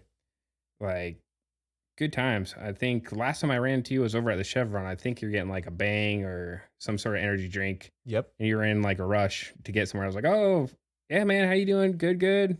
Just good, solid conversation for however long that was, like 10, 15 seconds, and split Oh, ways it at that doesn't point. sound very long though. That sounds sad. Nah, it time is relative. Yeah. You can, like I said, you can cherish the small moments and like Yeah. you don't have to have like a full like 3-day hangout to reconnect with somebody. Yeah, because I feel like because I feel like I get recharged by those, like, because we have so much crazy shit going on in our heads all the time, and like I feel like when I distance myself from social media, and so I don't really like people in my life. I don't think about them as often, like all Mhm. the cool, amazing, awesome people that I've met that I'm like not been like best friends with, but I'm Yeah. friends with. I don't think about them as often anymore now that I don't have social media. But when I run into them, like run into you, Mhm. I guarantee when I was walking out, I was probably like, "Fuck, dude, I love Connor. I Yeah. fucking love seeing that." Like So it probably like your energy just by like catching up really quick, getting a quick hug in, like see like, "How are you doing? Yeah. Good." Like seeing that you're doing good. Like I walk out of there and I'm just like, "Man, fuck, I love Yeah. seeing that guy." Vice versa too. I was like, "That's my buddy Jake. He's doing great things. Really proud of him, man. He's Oh. he's flying out to like Carolina to go set up something from because he got hooked up with Decca to get this sweet job flying out. He's going Yeah. across the country, making dreams come true. Really proud of the guy. He's chasing his passions. Ah, that's And sweet of you, man. so I'll just like go on a tangent for however long that is the workday. And by the end of the day, everybody else is all tired of me talking about people. I'm like, okay, yeah, I'll get back to work now. Ah, Clean up on all three. yeah. No, that's the best thing, man. That's like, what is this life in the end? Like, we don't take any of it with us. That's what we have is those interactions, right? Yeah, I mean, monetary stuff is all fleeting. Looks are fleeting. Beauty's a short-lived tyrancy. That's one of my favorite quotes. Ooh, Yeah, beauty is a short-lived tyrancy or something like that. I can't remember who says that. It's the same. It's not the same guy who says like a throne is a bench covered in suede or velvet. I want to say that's Napoleon. I like that one too. Yeah. I don't know that I've heard that. Yeah, I just get Unless bored. it's the Iron Throne Yeah, from Game of Thrones. that's a good one. Very pointy. A lot of tetanus. Yeah. A lot of dead people have died from those swords, I'm sure. Yeah. Yeah, that's super fun. Taking a drink of my beer. I will do the same. What is the coolest job that you've worked? Or even like coolest place you've been to because of a job, even? I've actually got pretty lucky with my jobs. I loved working at Plan Z. Just people I worked with was super cool. You're hanging out with Cody Hooper all day. Yeah, Cody Awesome. Hooper was great. I love Cody Hooper. He's doing really good in life. I'm really proud of the guy. The weed shop was really cool when I worked there. I made like $220 a day just to sit there, play Pokemon, and smoke weed. Wasn't bad. I got smoking weed too much. I was smoking like an ounce a day and like 3 to 5 grams of wax a day. Jesus Lord. Yeah, I was burning through my money. I'd get like an ounce a day and then I'd smoke that all. And people are like, oh man, an ounce is a lot. And I'm like, well, if you roll it up into 28 joints, it's not that bad. You just kind of puff away. Yeah, I mean, do we get used to that shit? I mean, Yeah, builds up a tolerance. And then I worked on a cruise ship and lived kind of over in Hawaii for a little bit. And that was kind of interesting. Kind of sucked. I'd work like 190 hours every 2 weeks and I'd get paid like $800. Yeah, they screw you there pretty good. What'd you do on the cruise ship? I was hotel utility. And so I was in charge of the forward stairs and spew crew. And I met some really, really amazing people on there who I still keep in contact. The only thing I like about Facebook, I'm a shit poster. I just post a whole bunch of shit. I'm like, oh, it's kind of funny. Share this, share, blah, blah. And the main thing I like about Facebook and Snapchat, I don't like the social media aspect of it, but I like being able to stay in contact with people. One of my good friends, Frank, lives over on the Big Island still. And every time I talk to him, he's like, man, when are you going to quit your job and move over here and do drilling with me? I'm like, well, I've got like $6,000 left in debt and I might do that and blah, blah. And he still hits me up about that. And we always catch up and talk. And I always put not like bad ones, but I put little seeds of doubt in his mind of like, oh, you probably shouldn't do this. He's like, oh, I got this, this girl who like really likes me. And I'm like, oh, that sounds really good. Just make sure she doesn't take you for money. Stuff like, oh, is she buying any meals and stuff? Blah, blah, blah. Like just poking fun at him. Yeah, right. Yeah. I'm always super stoked to hear whenever anybody I meet doing good in their life. And I think that's kind of gone the way of the wind. A lot of people want to focus on themselves and kind of flaunt their clout, however it is, whether they got a new vehicle, which is really good to be happy, like, hey, I got this new vehicle and stuff. But don't put other people down like, oh, you wish you were doing this and right. whatnot. It's like, yeah, it's like brag about your achievements and stuff. And I'm all for that, but don't brag by putting other people down. Like brag about building yourself up. And I think that kind of comes from today's mindset where you have this competition on social media, which is why I don't like it, where it's like if somebody creates a business, not too many people are like super enthused about it. But if you get a job, everybody's super stoked about it. It's like, chase your passions. Do what makes you feel good. Do what makes you happy. If you posted that you just ran like a 5-minute mile, hell yeah, that's awesome. Cool. I can't do that. Like, I'm not even going to try saying I can do that. Like, I'm not going to try delegitimizing your happiness or your accomplishment by even trying to compare myself to that. Like, you're doing great in life. There's nothing else I can say. Like, I wish I could do that. I want to do this.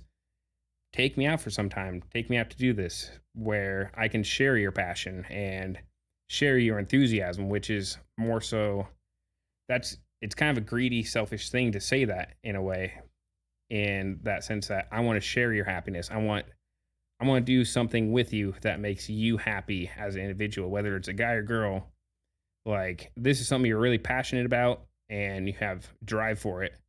I want to dip my toes into it, see if it's something for me and share this with you, this moment or this activity. It may not be for me, but it's the time spent and it's uh the overall time together. One of my really good friends, Danny, we talk a little bit here and there.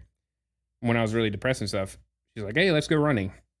I fucked up and I didn't realize how much of a runner she was. And I saw that she was like she got college for like Danny cross kills country. it. Oh, Danny's amazing. Are you talking about Eggleston? Yeah. Yeah. Great human. Love her to death. She's kills always positive.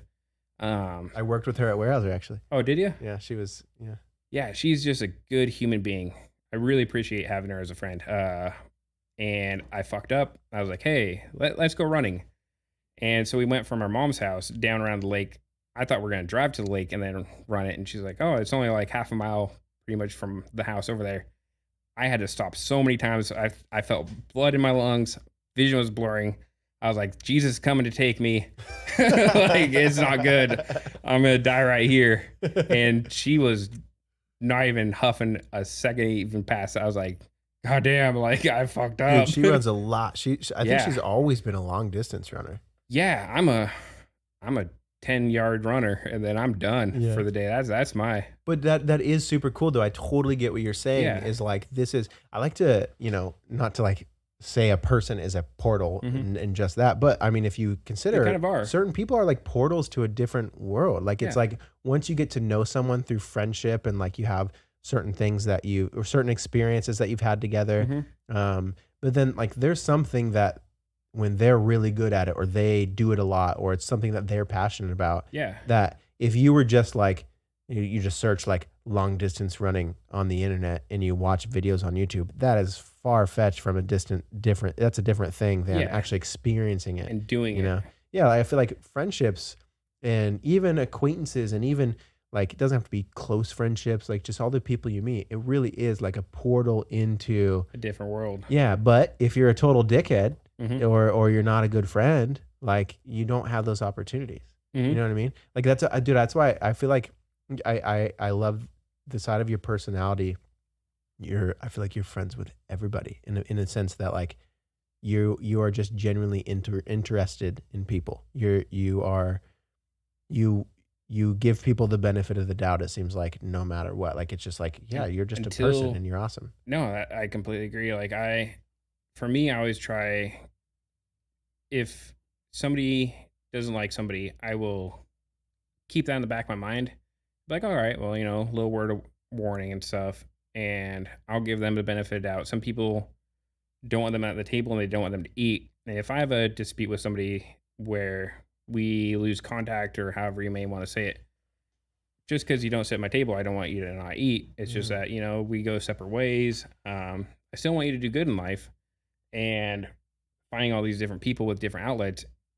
I love meeting new people. I'm really bad at creating friendships, but I'm good at making acquaintances more so. Like I'll make a good friendship and like, to me, it seems like, I don't know if it's reciprocated on the other end. I'll be like, "Hey, like and they might be like, they might have met me at a different time in my life where I might have been partying a lot and always boozed up or whatever. It might be intoxicated in some manner. But once if I have the opportunity to like really hang out with you and be able to send a message, be like, "Hey, let's go floating or kayaking or shooting or something like that. Let's do something." Or they're like, "No, I'm kind of feeling down." Or, "Hey, do you want to do this?" I usually try my best to be like, "Yeah, I'm not good at it, so don't expect me to be like going mountain biking." I fucked up again and went mountain biking with Cody Shaver.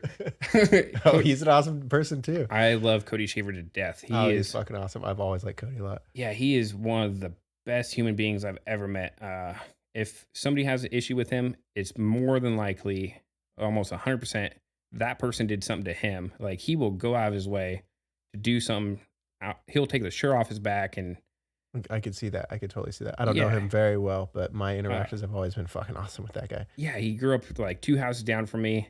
And so during that time, he wouldn't take ibuprofen, no drugs, no nothing. And I would come roll down, like stoned out of my gourd, and he wouldn't judge me at all. And I would just sit there, shoot the BS with him for a little bit as he'd be dropping in like an oversized rear end into some Prius or He's something. putting a giant fucking engine in a Geo Metro or something, probably. Some ridiculous. And I would just be amazed at. I'm always amazed at Cody Schaefer. He's always doing something very productive and doing just cool stuff. Like, it's not for me, but I'm amazed by his knowledge and his skill that he's put his passion into. Like, I've called him up several times, been like, "Hey man, I don't know what the fuck's going on with my car," and he's like, goes over there, fiddles around with it for like 5 seconds, and it's run like a top. I'm like, "Holy shit, dude!" But Like, that's the thing. That's the portal into like his world. Yeah, like he knows that world so well. But you were saying you went mountain biking with him? Yeah. Like I used to ride bikes, like, just A to B, nothing cool like BMX or nothing. And I'm like, hey, I want to do mountain biking. And so he took me up Growler's Gulch, and I had a hardtail and he had a full suspension. He let me ride it later on, but he had this massive drop that was probably like 80 feet drop, just steep. And I was just cussing the whole way down. I couldn't shit out a grease BB. My butthole was so tight, just stressing out and scared. I was like, oh my God. And he just flying through that thing like a gazelle in the African plains. I was like, man, it is impressive to see like him doing something that he is so good at. And that's the thing. It always seems like Cody does something for like 3 years. And in that time, like he did jet skis. In that 3 years, he like mastered it. He was doing backflips, going out, do all these competitions. And I'm just like, man, that's super impressive. And I ran out to him in Willow Grove. He's like, yeah, I'm going jet skiing.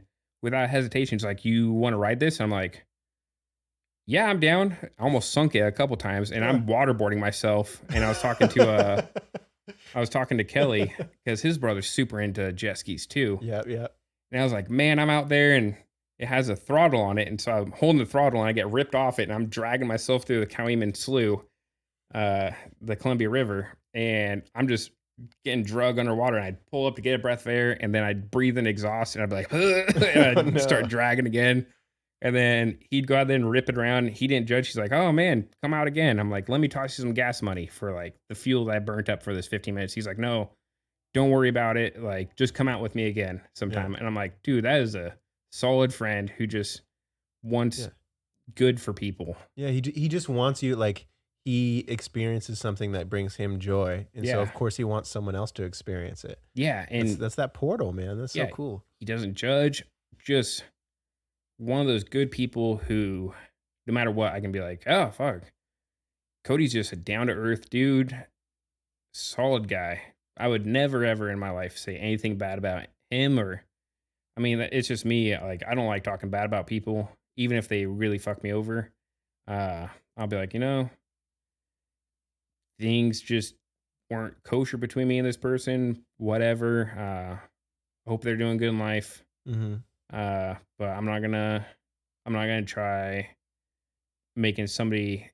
I'm not gonna try bringing them to my side by talking shit about somebody. I'm like, it's however it is. It happened, but it's like a waste of your time in a way. Like it's like you can wish them well. It's like you could, like, if they did you wrong, you could even just be like, yeah, I don't really ever think about them. Hope they're doing well. Yeah, that's about it. It's like I feel like we get caught up with wasting our own time, like gossiping and those sort of things. Yeah, like, dude, you could be spending your time doing so many other cool things. Who was I want to say it's like Teddy Roosevelt or something like that. Was like dumb people talk about other people, and smart people talk about their ideals. Yeah, and like, I had a falling out last year with some friends, and it was my own fault. I admitted to it. I'm like, hey, my bad. I was a piece of shit and stuff. And what I did was, when I went to this party, I saw them there. Didn't treat them any differently, but I just didn't engage them. And I tried throwing out like the olive branch to try smoothing things out, and kind of got shut down for that. And so when I was at the party, I kind of made it a point to have them open up conversation with me, and it never happened. I'm like, okay, well, like, I'm not going to talk bad about you, but if you want to rekindle anything, like I tried throwing out the olive branch first. I'm going to have you have the first step in rekindling It's kind of whatever. that the ball's in your court now. Yeah, Like, which doesn't exactly. have to be like this is your responsibility to No, talk to me now. It's like, if you yeah, say hi, boom, I'll start conversation and right. go into it, and I'll be completely open and converse and stuff. But I'm gonna wait for them to uh, create the conversation. And I found some friends who are kind of like two faced, where they would talk crap about me behind my back. Because one of my friends was over at the Go Forth festival back in like 2018 or something. They're like, oh, it was when I was doing the uh, cruise ship over in Hawaii. They're like, oh, we told him it was a bad idea. He should never do it. And my friend's like, no, fuck you guys. Like, he's getting out of town. He's doing something he loves. And Yeah, what do you it's, mean bad idea? Like it's your life that you're like, it's not yeah, their life. They're not. yeah. They're like, no, we told him it was a bad idea completely and stuff, blah, blah, blah. And my friend went up to bat for me. He's like, no, like, I'm proud of him. He left Calais County. He went out, lived in Hawaii for a while. Like, he's doing good. He's chasing things that make him happy. And I was doing it for my STCW to further my career in the maritime industry. And so I was using it as a stepping stone more so. Once I got that, I was like, I don't really care about this job now that I got my STCW. And it just kind of was disheartening to hear people who I thought were close to me kind of talking ill of my choices. I'm like, I know I made some bad choices here and there, but it's life is never a simple yes or no Dude, yeah. where you can continue on and be like, well, I could go for a 30% APR or I could go for like a 5%. It's like, obviously, if it's like that, everybody would have their life made out and planned, Yeah. but life never goes that way. Dude, we're all just desperately trying to figure it out. Like Yeah. I read this Reddit comment that it was just such great perspective. Like this guy was basically saying, I follow a couple like advice things and a couple things like on trauma and a couple like I don't know. This guy was basically just talking about how he had to have this conversation with his 14-year-old kid, Mm-hmm. and he said like he basically like messed up. He said something wrong, or like him and his kid got in an argument, whatever. And there was like tension between them. He tried talking to him, and basically what he said, he went into his son's room and was like, "Dude, I've never been a dad before. Mm-hmm. This is my first time living. I've never lived a life before. I'm trying to figure it out just like you. So you Yeah. got to communicate with me. You got to, if I say I'm sorry, like we got to talk about it, whatever." And I feel like, you can't, you got to give everybody the benefit. There's certain levels where you don't just let people walk on you. Of course, there's all Yeah. those things, of course. But man, I think it's so important to remember, like, man, that person didn't mean to hurt you. Yeah. That person didn't, they don't want to feel sad. They're not pumped that happened. Like this, like wherever, like where my mistakes are in my life, Mhm. they might not be in the same place that other people's mistakes are. Yeah. But like, if you're We're going to all throw just my human. mistakes in my face, like you gotta take a glance at yourself. Like, what are Mhm. your mistakes? Yeah. You know what I mean? And you don't feel bad about them. It's just like you learn from them and you got to move on. You got to just make yourself better and grow. Like we're all just trying to figure this out, man. Yeah, one of the best things of life I learned. I was over in Arizona doing door-to-door pest control sales, and so they drop us off at like 7 or 8 in the morning, and they'd pick us up at 11 at night in Arizona. They'd drive us all around. They wouldn't bring us food or water, and so Jesus, yeah, what a brutal job. Yeah, shit sucked. I dropped from like 180 pounds down to like, well, I don't even know what I officially dropped to, but my buddy Quay Nims picked me up. I remember Quay, dude. We used to skate back in the day. I love Quay. He's such a good person. I gave him my brother's Crunchyroll account so he could log in, unbeknownst to my brother. What's Crunchyroll? It's like an anime website because me and him watch like One Piece and a whole bunch of other stuff. One Piece is it on Netflix now? I think. Yeah, it is. Yeah. I love One Piece. I've been watching it since '98. It's still going out every new chapter every week. And so I told him, I was like, hey man, shit's not going good over here. He's like, if you can toss me some gas money, I'll come over and pick you up on this date when I have the day off. Took complete time out of his life to drive from San Diego over to Phoenix and back to pick me up. Solid friend. Wow. And when I got back over there, he was feeding me steaks, eggs, took me out to King's Dominion, just showed me a really, really good time. His roommate was hooking up with this girl, and she was like, hey, I got these free tickets to Avril Lavigne and Backstreet Boys. We have 2 free tickets. You want to go? I'm like, yeah, either I'm going to sit in an apartment all day. Valiant combo. Dude, it was killer. Like, Backstreet Boys kills it. I imagine, dude, they go in. They've been working for a while. I was the only dude like there was a whole bunch of chicks my age sitting there dancing, twerking and stuff. And I was one of the only dudes there. So they all just kind of cluttered to me just seeing a dude. I was like, I'm glad to be your totem pole. Like, be a Here I person. am. Yeah. And after a week of eating really good, I weighed 125 pounds. I was thin. Damn, that's a lot of weight to lose. Yeah. And that was like a month and a half, just straight So, drop. so what were you like doing? You were like door-to-door sales of pest control? Pest control, yeah. And so we were selling it for like $300, and everybody else selling the same product and everything else was $25. And so it was really hard to get sales. What? Yeah. Wait, why would you be selling it for 300? Is it They had their tiers? their tiers and everything set up for like everywhere else, like up in the Pacific Northwest. But down in Arizona, where like black widows and scorpions are more prevalent, there's a lot more pest control. And so they were doing the same exact product, everything else, just for a lot cheaper, $25, and then like $50 a month to come in, sweep the house, spray the stuff, and done.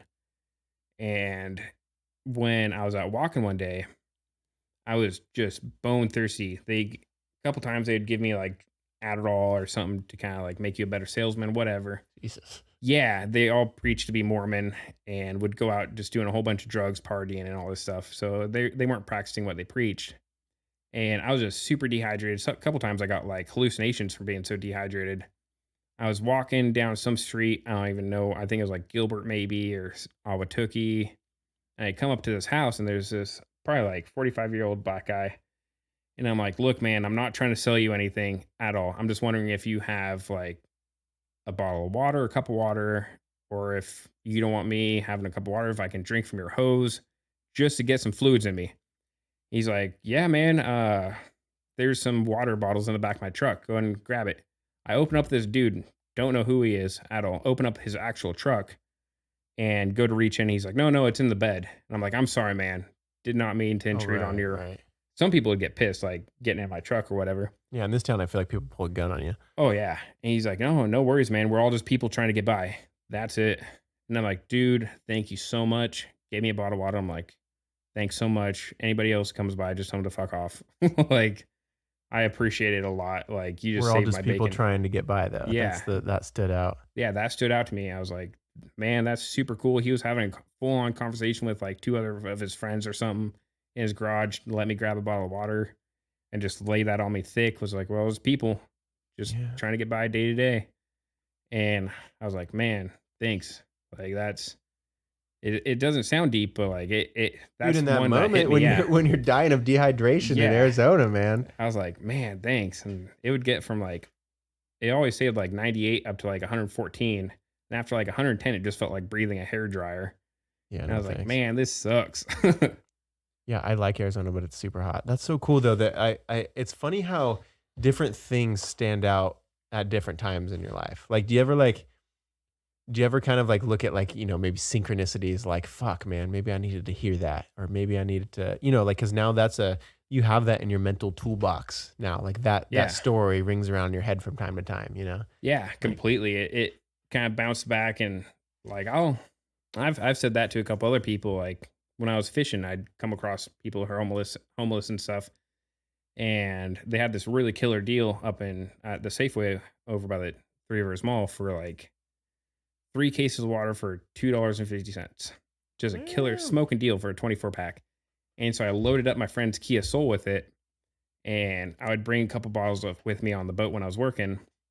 And any opportunity I saw a guy homeless on the street or something like that, like, hey man, you thirsty? He's like, yeah, I'm dying of thirst out here. Like, here's 3 bottles of water.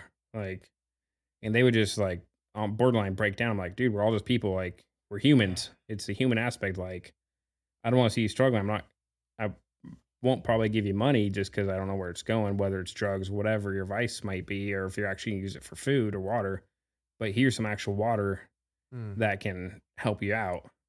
Yeah. And so I would just kind of, and it was kind of a selfish thing too, because it brought a little serotonin and dopamine to me, being able to give good and give back to people. Like, hey, I'm doing good in life. This is what I can share. It's not much, but I got like 6 cases of water in my back. Here's a couple water bottles. Right.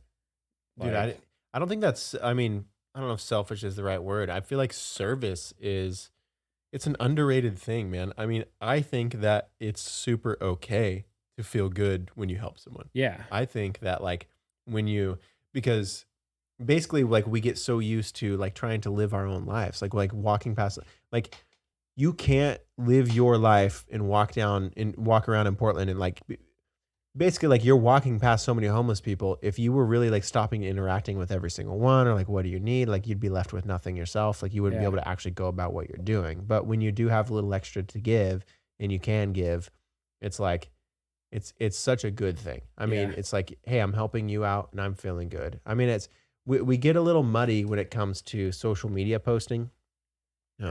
It starts to get like a little weird, like when people are posting for social media. But I think that for it almost comes to like this, like being proud of yourself for like bragging, it's okay to be proud of yourself. Hey, I got a new car. But when you're saying like, I got a new car, you fucking peasants can't get a new car. Yeah. Look You at know? this. I got a Beamer. Yeah. It's like, all right, well, you're going to have a lot of problems with it, but. Right. Yeah. So it's like if you, I don't know, because I think it's so easy to see, say, like a video of someone like giving a homeless person a bottle of water, like, oh, we out here helping the homeless or whatever you see, Mhm. like the ironic thing on TV shows and Yeah. stuff. But I don't know though. Like, I mean, like, aren't we trying to set examples for different people? Like, shouldn't we say like, hey, this is a cool thing to do? Yeah. Like, I think, you know what? I think it's cool to be proud of yourself for doing things that help another Yeah. person, you know? Like it makes me feel good. Like I don't need to post myself on social media like, hey, here's a bottle of water. Like Yeah. I'm just like, oh well, Give me those Yeah. karma points. yeah, hitting up that clout. But Yeah. it's nice to kind of give back to whatever community I'm in. Yeah. And if I'm doing good, if my friend has 40, if I have $40, my friend doesn't, like, let's go eat on my dime. No big deal. Yes. Money's fleeting. Everything's fleeting. You never know. You could be at the top of the bracket, and next thing you know, you're dead broke. Yep. And people are gonna remember when you're good to them, or even if it's not something monetary wise, like money, food, whatever it might be, like just time spent. You're like, oh fuck, hard times. Come over, hang out, play some Right. video games, play some drums, whatever. Just spend time and just get you Yeah. out of whatever mindset you might be in. Yeah, that's super important, man. I mean, not everything has to be transactional. Mm-mm. You know, like, all right, bro, I'm giving you some water, so like later in life, you got me in water. It's like no, like it's an unspoken. It's like Yeah. like we just care for each other when we need it. It's like it's basically, if you can see when you see someone in pain, when you see someone who's down on their luck, when you see someone who's just assume that person probably would love to have everything they've ever wanted. Oh yeah. They'd probably love to like have a full meal right now, like a homeless Mhm. person. They would probably like to have like a house, or they probably like to have like at least like a stable place to sleep or whatever. But like right now they don't. They're just down on their luck. And so Yeah. maybe it's not the same version of like where you get down on your luck, or when you kind of like flop up your life a little bit, or you're not doing the right things or whatever. We all have different versions of where we mess up, but like Yeah. in the end, we all just want love and we want companionship, and we want to just like we just want to get by and like live this life out, like we don't know where we're fucking going if we're trying to populate the other places in the universe or whatever we're doing. Yeah. Our But- own 20 cats. Yeah, exactly. Do you think that was the worst job that you ever worked? I mean, that sounds terrible. What, fishing or what? No, in Arizona, pest control, like That that was, seems brutal. it was bro. really kind of shady. The job wasn't super bad. When the last day came, when I was really working, I had the owners of the company come and kind of like try talking to me, and I already had my mindset. I'm like, I'm not doing this anymore. And I was sitting there and I was thinking of stuff I can do physically to kind of show like on edge or something. And so I had like a little pocket knife I was kind of flicking around and kind of fiddle fucking with. Hmm. And it was one of my buddies who got me into it. And they brought him up and they had him standing outside the door listening in.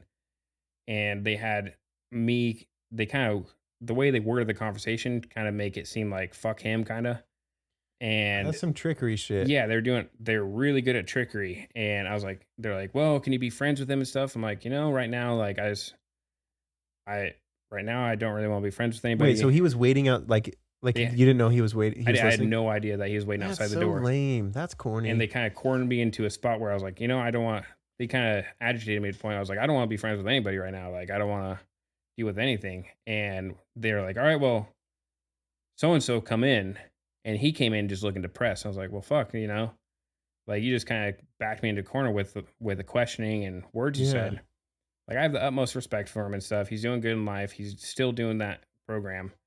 Hope he continues to do good and stuff. But like, just their business practices, I wasn't really a fan of. They're trying to emulate a big family type setting, but they would pit people against each other.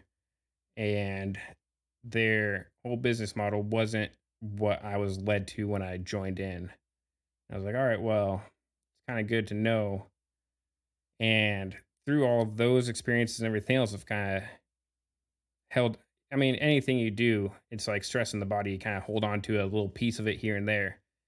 And it becomes, as some people term, baggage. Through life experiences, you kind of get that like, oh, well, is there somebody waiting out there? Or are they trying to goad me into something? Or are they trying to get something from me? Or are they trying to do something that benefits them and stuff? So it really makes it hard to open up to people in a sense where what's the catch in this? Where do you benefit? Right. And that kind of goes back to your core group where you're like, I know this person from X amount of time. I know who they are as a person, and I know they don't want anything from me as whatever sense it may be. Like, I've had people who've used me for money when I've been down. Like, I gave a person like $80 one day when I was working at the weed store. I'm like, all right, man. He's like, oh, I got to pay a ticket. I hadn't talked to this guy in years. And I was friends with his family really good. And I'm like, I think he said like he wanted like $60. I'm like, okay, no problem. Well, here's 80. Don't worry about getting it back to me. He's like, well, I promise I'll get it back to you tomorrow. I'm like, okay, man, because I got a whole bunch of bills I got to pay tomorrow. So I'm screwing myself on this. And then dude just took the money, bought some pills, and dipped up to Seattle and ghosted all my calls. Damn. I've had people who I've left stuff over at their house. Like when I was smoking weed a lot, I left like a $400 bong, and he tripped over my hat that I left there and broke my bong. And I was like, okay, cool. And I was like, well, could you like give me like 10, maybe $20 for it? Yeah, just no big deal. Like just a gesture. He's like, no, fuck that. I'm going partying down in Portland. And he pulled out like $320. I'm like, cool. So you're not willing to like kind of help me out like from the product I lost, and you're gonna go party down in Portland. Kind of show. And I remember one of our mutual friends was like, yeah, he doesn't see anybody else as an acquaintance unless there's something he can benefit from. Right. And I was like, well, that's kind of shitty. Like, you shouldn't use people for whatever. Yeah, like a gain. stepping stone. Yeah, like a stepping stone for what you can do. And so there's always that little evil in the back of the head, like, oh, what's up with this? How could they benefit from it? And I've always tried to kind of stave away from it and be like, all right, well, I'm just gonna give you the benefit of the doubt until that bridge is burned. Mm-hmm. I'll leave it at that. But the thing is, any river can be re-bridged. And so people change in time. I've had friends who were on different drugs, went down a really bad path, and others wouldn't really associate with them or whatever the cause might be. And I might have lost touch with them for a little bit, and I'll still give them that benefit. But then, like, I won't usually like reach out, but the bridge can always be rebuilt. And with some of those friends, I'm like, all right, well, things are in the past. It's water underneath the bridge. Like, we can move past this. No big deal. We're all human. Right. Things happen. We're human. People make mistakes. Yeah. As we get older too. Like, yeah, it's just like, you're going to make mistakes. You're going to trip up. You're going to stumble. The thing is when you make a mistake more than 3 times or however many times it is, it quits becoming a mistake and it becomes a choice. mm-hmm. And some people are kind of blind to that, and they use it to their own benefit, where then you're like, this isn't healthy, like in whatever manner it may be. I'm going to sever ties for now and I hope you do good. I hope you get back on your feet. But at this point in time, I cannot associate with you Yeah, that's what you from the gotta do. choices you're making. And I still love you, but I can't support what you're doing. And a lot of Right. people have that issue where they can't be open. Like, I'll say I love somebody, like, no big deal. I'll be like, hey, man, I love you, man. No problem. And other people, like, will kind of hesitate away from the word. It's like, no, it doesn't mean like I want to have sex with you or nothing like that. Right. It's like a term of endearment. Like, hey, Yeah, and I use love you all the time, man. I'm yeah, a love you, bro. Like I mean I'm all about that. Like I yeah, want to communicate like I see you, you know. yeah. It's a term of endearment. Yeah. Like some girls will like if I'm being friendly with them, they're like, oh, he just wants to fuck me. It's like, no, like you're super cool. Right. I don't want anything physical or anything. Like, yeah, you want to go fishing or something? It doesn't mean I want to go like pipe you down to the river or nothing. I'm like, hey, let's go fishing. Let's do this. And I understand a lot of girls have kind of reserves and kind of hold back, and they're like, oh, what's the gain here? And Yeah. it's like, no, it's like I don't like bring your boyfriend, whatever. I don't fucking care. Like I know you, I don't know him, but bring him with. Like I'm Yeah. down to meet him. Right. And then it's kind of being weird. It's like, no, like meet us down the river, come floating with us. See, I feel like that's the thing is you always got to be able to give someone the benefit of the doubt. Mhm. First, you have to open it up with the trust. I mean, when they prove that they're unaware of their mistakes or that they're going to keep making mistakes, then you got to draw the line. You got to stand up for yourself. Oh But yeah. I feel like you could probably say that you've had more like outside of those instances where people have like screwed you over or like tricked you like with waiting outside the door, like that's Yeah, weird. kinda But like shysty. like you can't as easy as it is to stick to like those traumatic experiences, like those are enough to where our brain is like, fuck, man, now I got like, wait, it's like, I'm mistrusting everybody now. Like you Mhm. can't let that like grab you, you know, you gotta like, as easy as it is to like bring that into new relationships and stuff, you gotta just like remember how many people you've been able to call, how many people Yeah. you've been able to trust, you know, like And it, trust is a big thing. yeah, Trust is a huge thing. It's just like in a relationship. yeah, Like if I trust you and stuff, I'm all for it. But once you break that trust, there's always at that point there's always gonna be that thing in the back of the head, like, oh, are they doing what they're saying they're gonna do, hmm, or what's going on? And it just eats at you. Like no matter if it's a friend or something, like, well, I trusted him, and they burnt that trust bridge. right, And so no matter what, at that point on later on, you're always gonna have that little seed of doubt in your mind where you never know. Like you can care for somebody, but you can't trust them is kind of a difficult thing where you want to see the best in a person and see right. them grow as an individual and grow and um, just do genuinely good. But like a small thing can really ruin, like one small gesture can ruin a big thing. Right. So, Yeah. We're getting up here in time, my friend. You know what yeah, what I want to talk about though. The last subject that I want to talk about is aliens. aliens, all right. I'm Do you down think for that. aliens are real? 100%. What form do you think aliens are in? Like, I'm, or do you think they're going to present themselves to us? Do you think we're going to have interactions with aliens in our lifetime? What do you think? I think aliens, I'm 100%, I believe in aliens, 100%. I believe in Sasquatch, sassafras. I believe in all kind of some macabre stuff. I think that, well, they already had a release from the government about Dude, UFOs recently. yeah, recently, like it's Yeah. like during the coronavirus, it's Mhm. like, hey, we uncovered otherworldly vehicles, and it was like from the CIA or something. It's like, what? Yeah. What? Like, Yeah.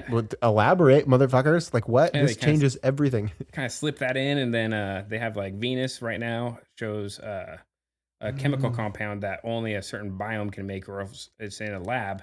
Yes. And I don't think that an alien has to be like a gray or ET or something to be alien. It could be a simple microorganism where it's just a life form. It could be, do I think that there is like other uh, sentient beings of our level or higher? Hell yeah. The universe is always expanding. Like the human mind can't comprehend ever expanding. It's ever expanding. Like you can look into the distance, like we were talking about earlier. Yeah. Everything big, everything small, kind of.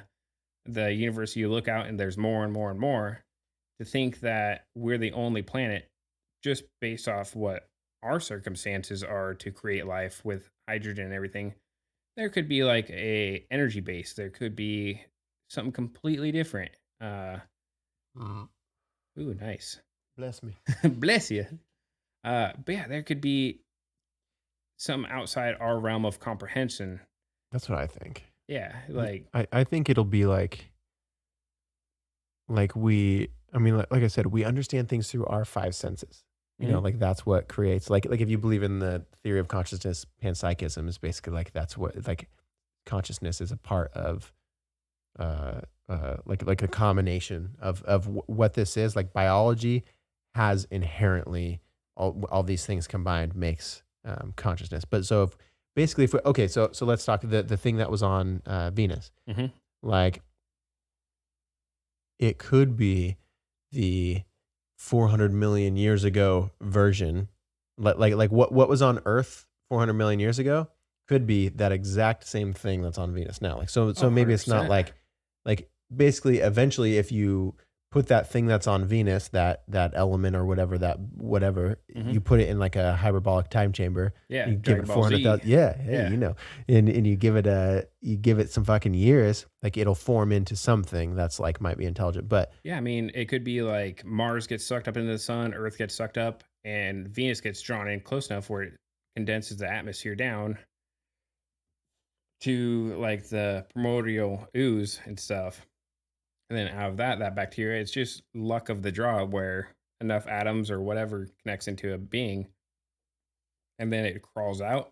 And then a couple millennia later, it's paying taxes. then all of a sudden we're like, you need a social security number. Yeah, your number is XZ122. Yeah, I think that's Elon Musk's child's name.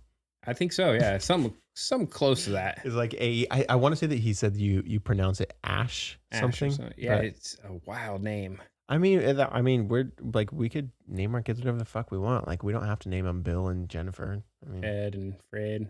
yeah. Yeah, I'm all for weird names. My cousin's a elementary teacher, I think, over at Wallace, and she has an Asian kid whose name is Tarzan. And I'm like, that is a What? badass name. What a baller name. Yeah, she said That's that. bold too. Like to take that leap for his parents to just be like, Yeah. yeah, but that's cool shit. Well, I guess in their culture, it's I probably sound really like ignorant or something, but it's a name of power, and so they chose a powerful Western name, Huh. and Tarzan was it.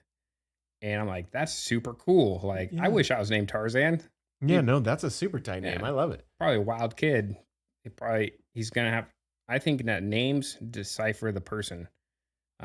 So like you can find people with the same names and find similar traits in them, Mm. and like you can find different Connors, and we all have kind of like some sort of similar trait that's defined by that. I don't know if it's like a vocal thing where like you hear it and maybe it's a vibrations kind of affects you and you're like, oh, that's Connor and stuff, and or that's Jake, and then you kind of have like in a sense a predetermined destiny of that name going forward. Dude, it could be. I Yeah. mean, because we're vibrational beings. Mhm. We're controlled by frequency and vibration.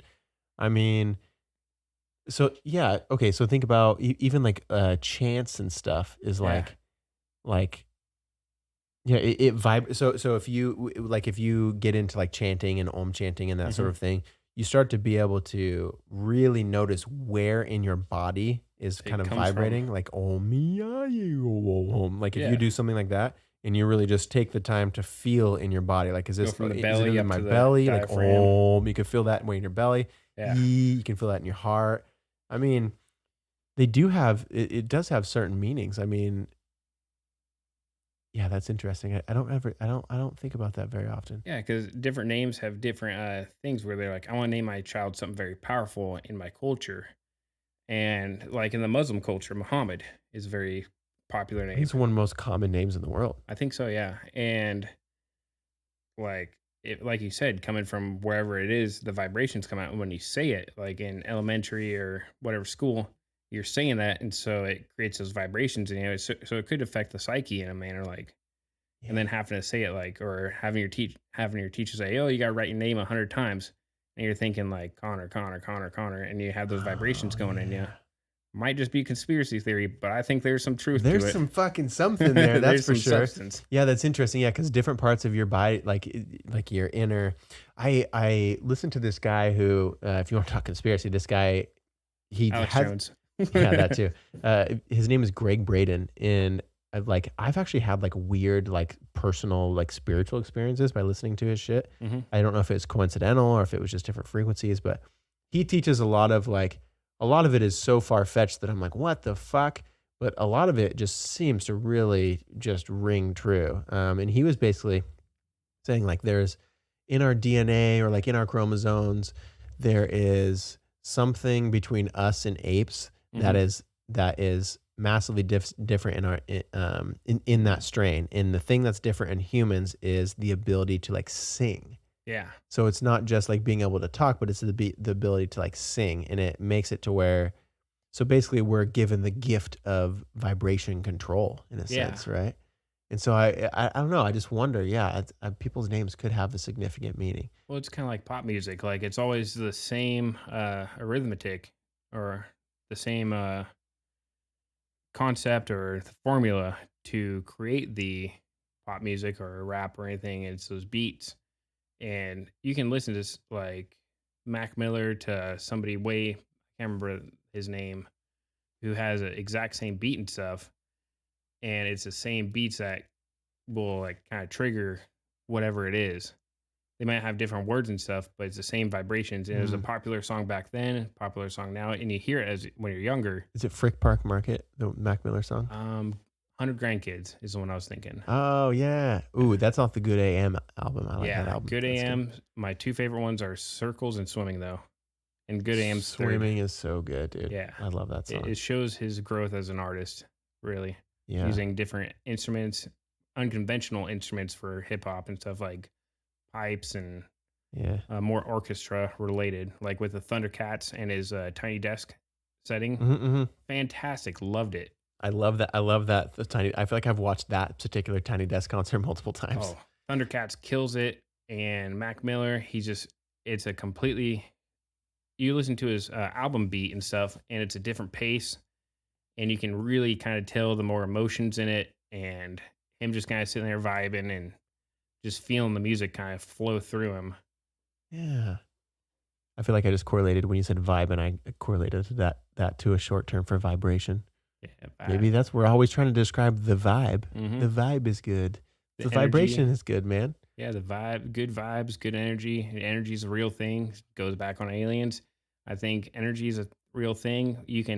I trust my gut a lot more now, where you can hear somebody and they might be kind of leading you on to something, and your gut's like, no, that ain't right. Yeah. And if you ever go against your gut, it turns out to be exactly what your gut's saying. And you're like, no, that wasn't it. And then it kind of slaps you on the back of the head. It's like, I told you. Yeah. Isn't that kind of weird? Where like, it's always so hard because you're always battling between it. You're like, I don't know, like what, I know what's true. I know what's right. I know what's like in my gut. And then like the thing is like later on, like if you feel like guilt or shame or something, it's like, fuck, I should have listened to my gut, you know? Yeah. Like it's like that signal. That's that vibe. It's the vibe. Connor, speaking of vibes, you good vibes, man. Yeah. I'm pumped that you came over. I love to just like, it's super great to just shoot this shit, you know? Oh, like, always a pleasure with you, man. Yeah, dude. I originally had wanted you to come over because I was just like, Connor is just, when it comes to talking to interesting people, Connor's always just, I feel like I'm always just listening when you're talking. Like I'm just enthralled, you know? Like I feel like you're a good storyteller because you're just truthful and you're just talking about your life. I feel like you're always positive. I don't know, man. I had a great conversation, and I appreciate you coming here. Every time I've had an encounter with you, whether brief or elongated, it's always been a good time. Cherish every moment. And whether they be fleeting, I'm always proud of seeing what you're doing in life and just always exceeding and pushing the envelope in your own personal life and professional life. It's good seeing you do what you love to do. So thank you, brother. I enjoy this, man. I do too. Yeah. Hug from across the table. Yeah. Yeah. Thank you, bro. All right, listeners, take care of yourself. Hit up Connor if you need a friend, and drink some fucking water. If you haven't drank any water today, what are you doing? Yeah, Drink some water. Take care of yourself. Stay hydrated. Stay high. Yeah. Rated. Have better conversations with ourselves.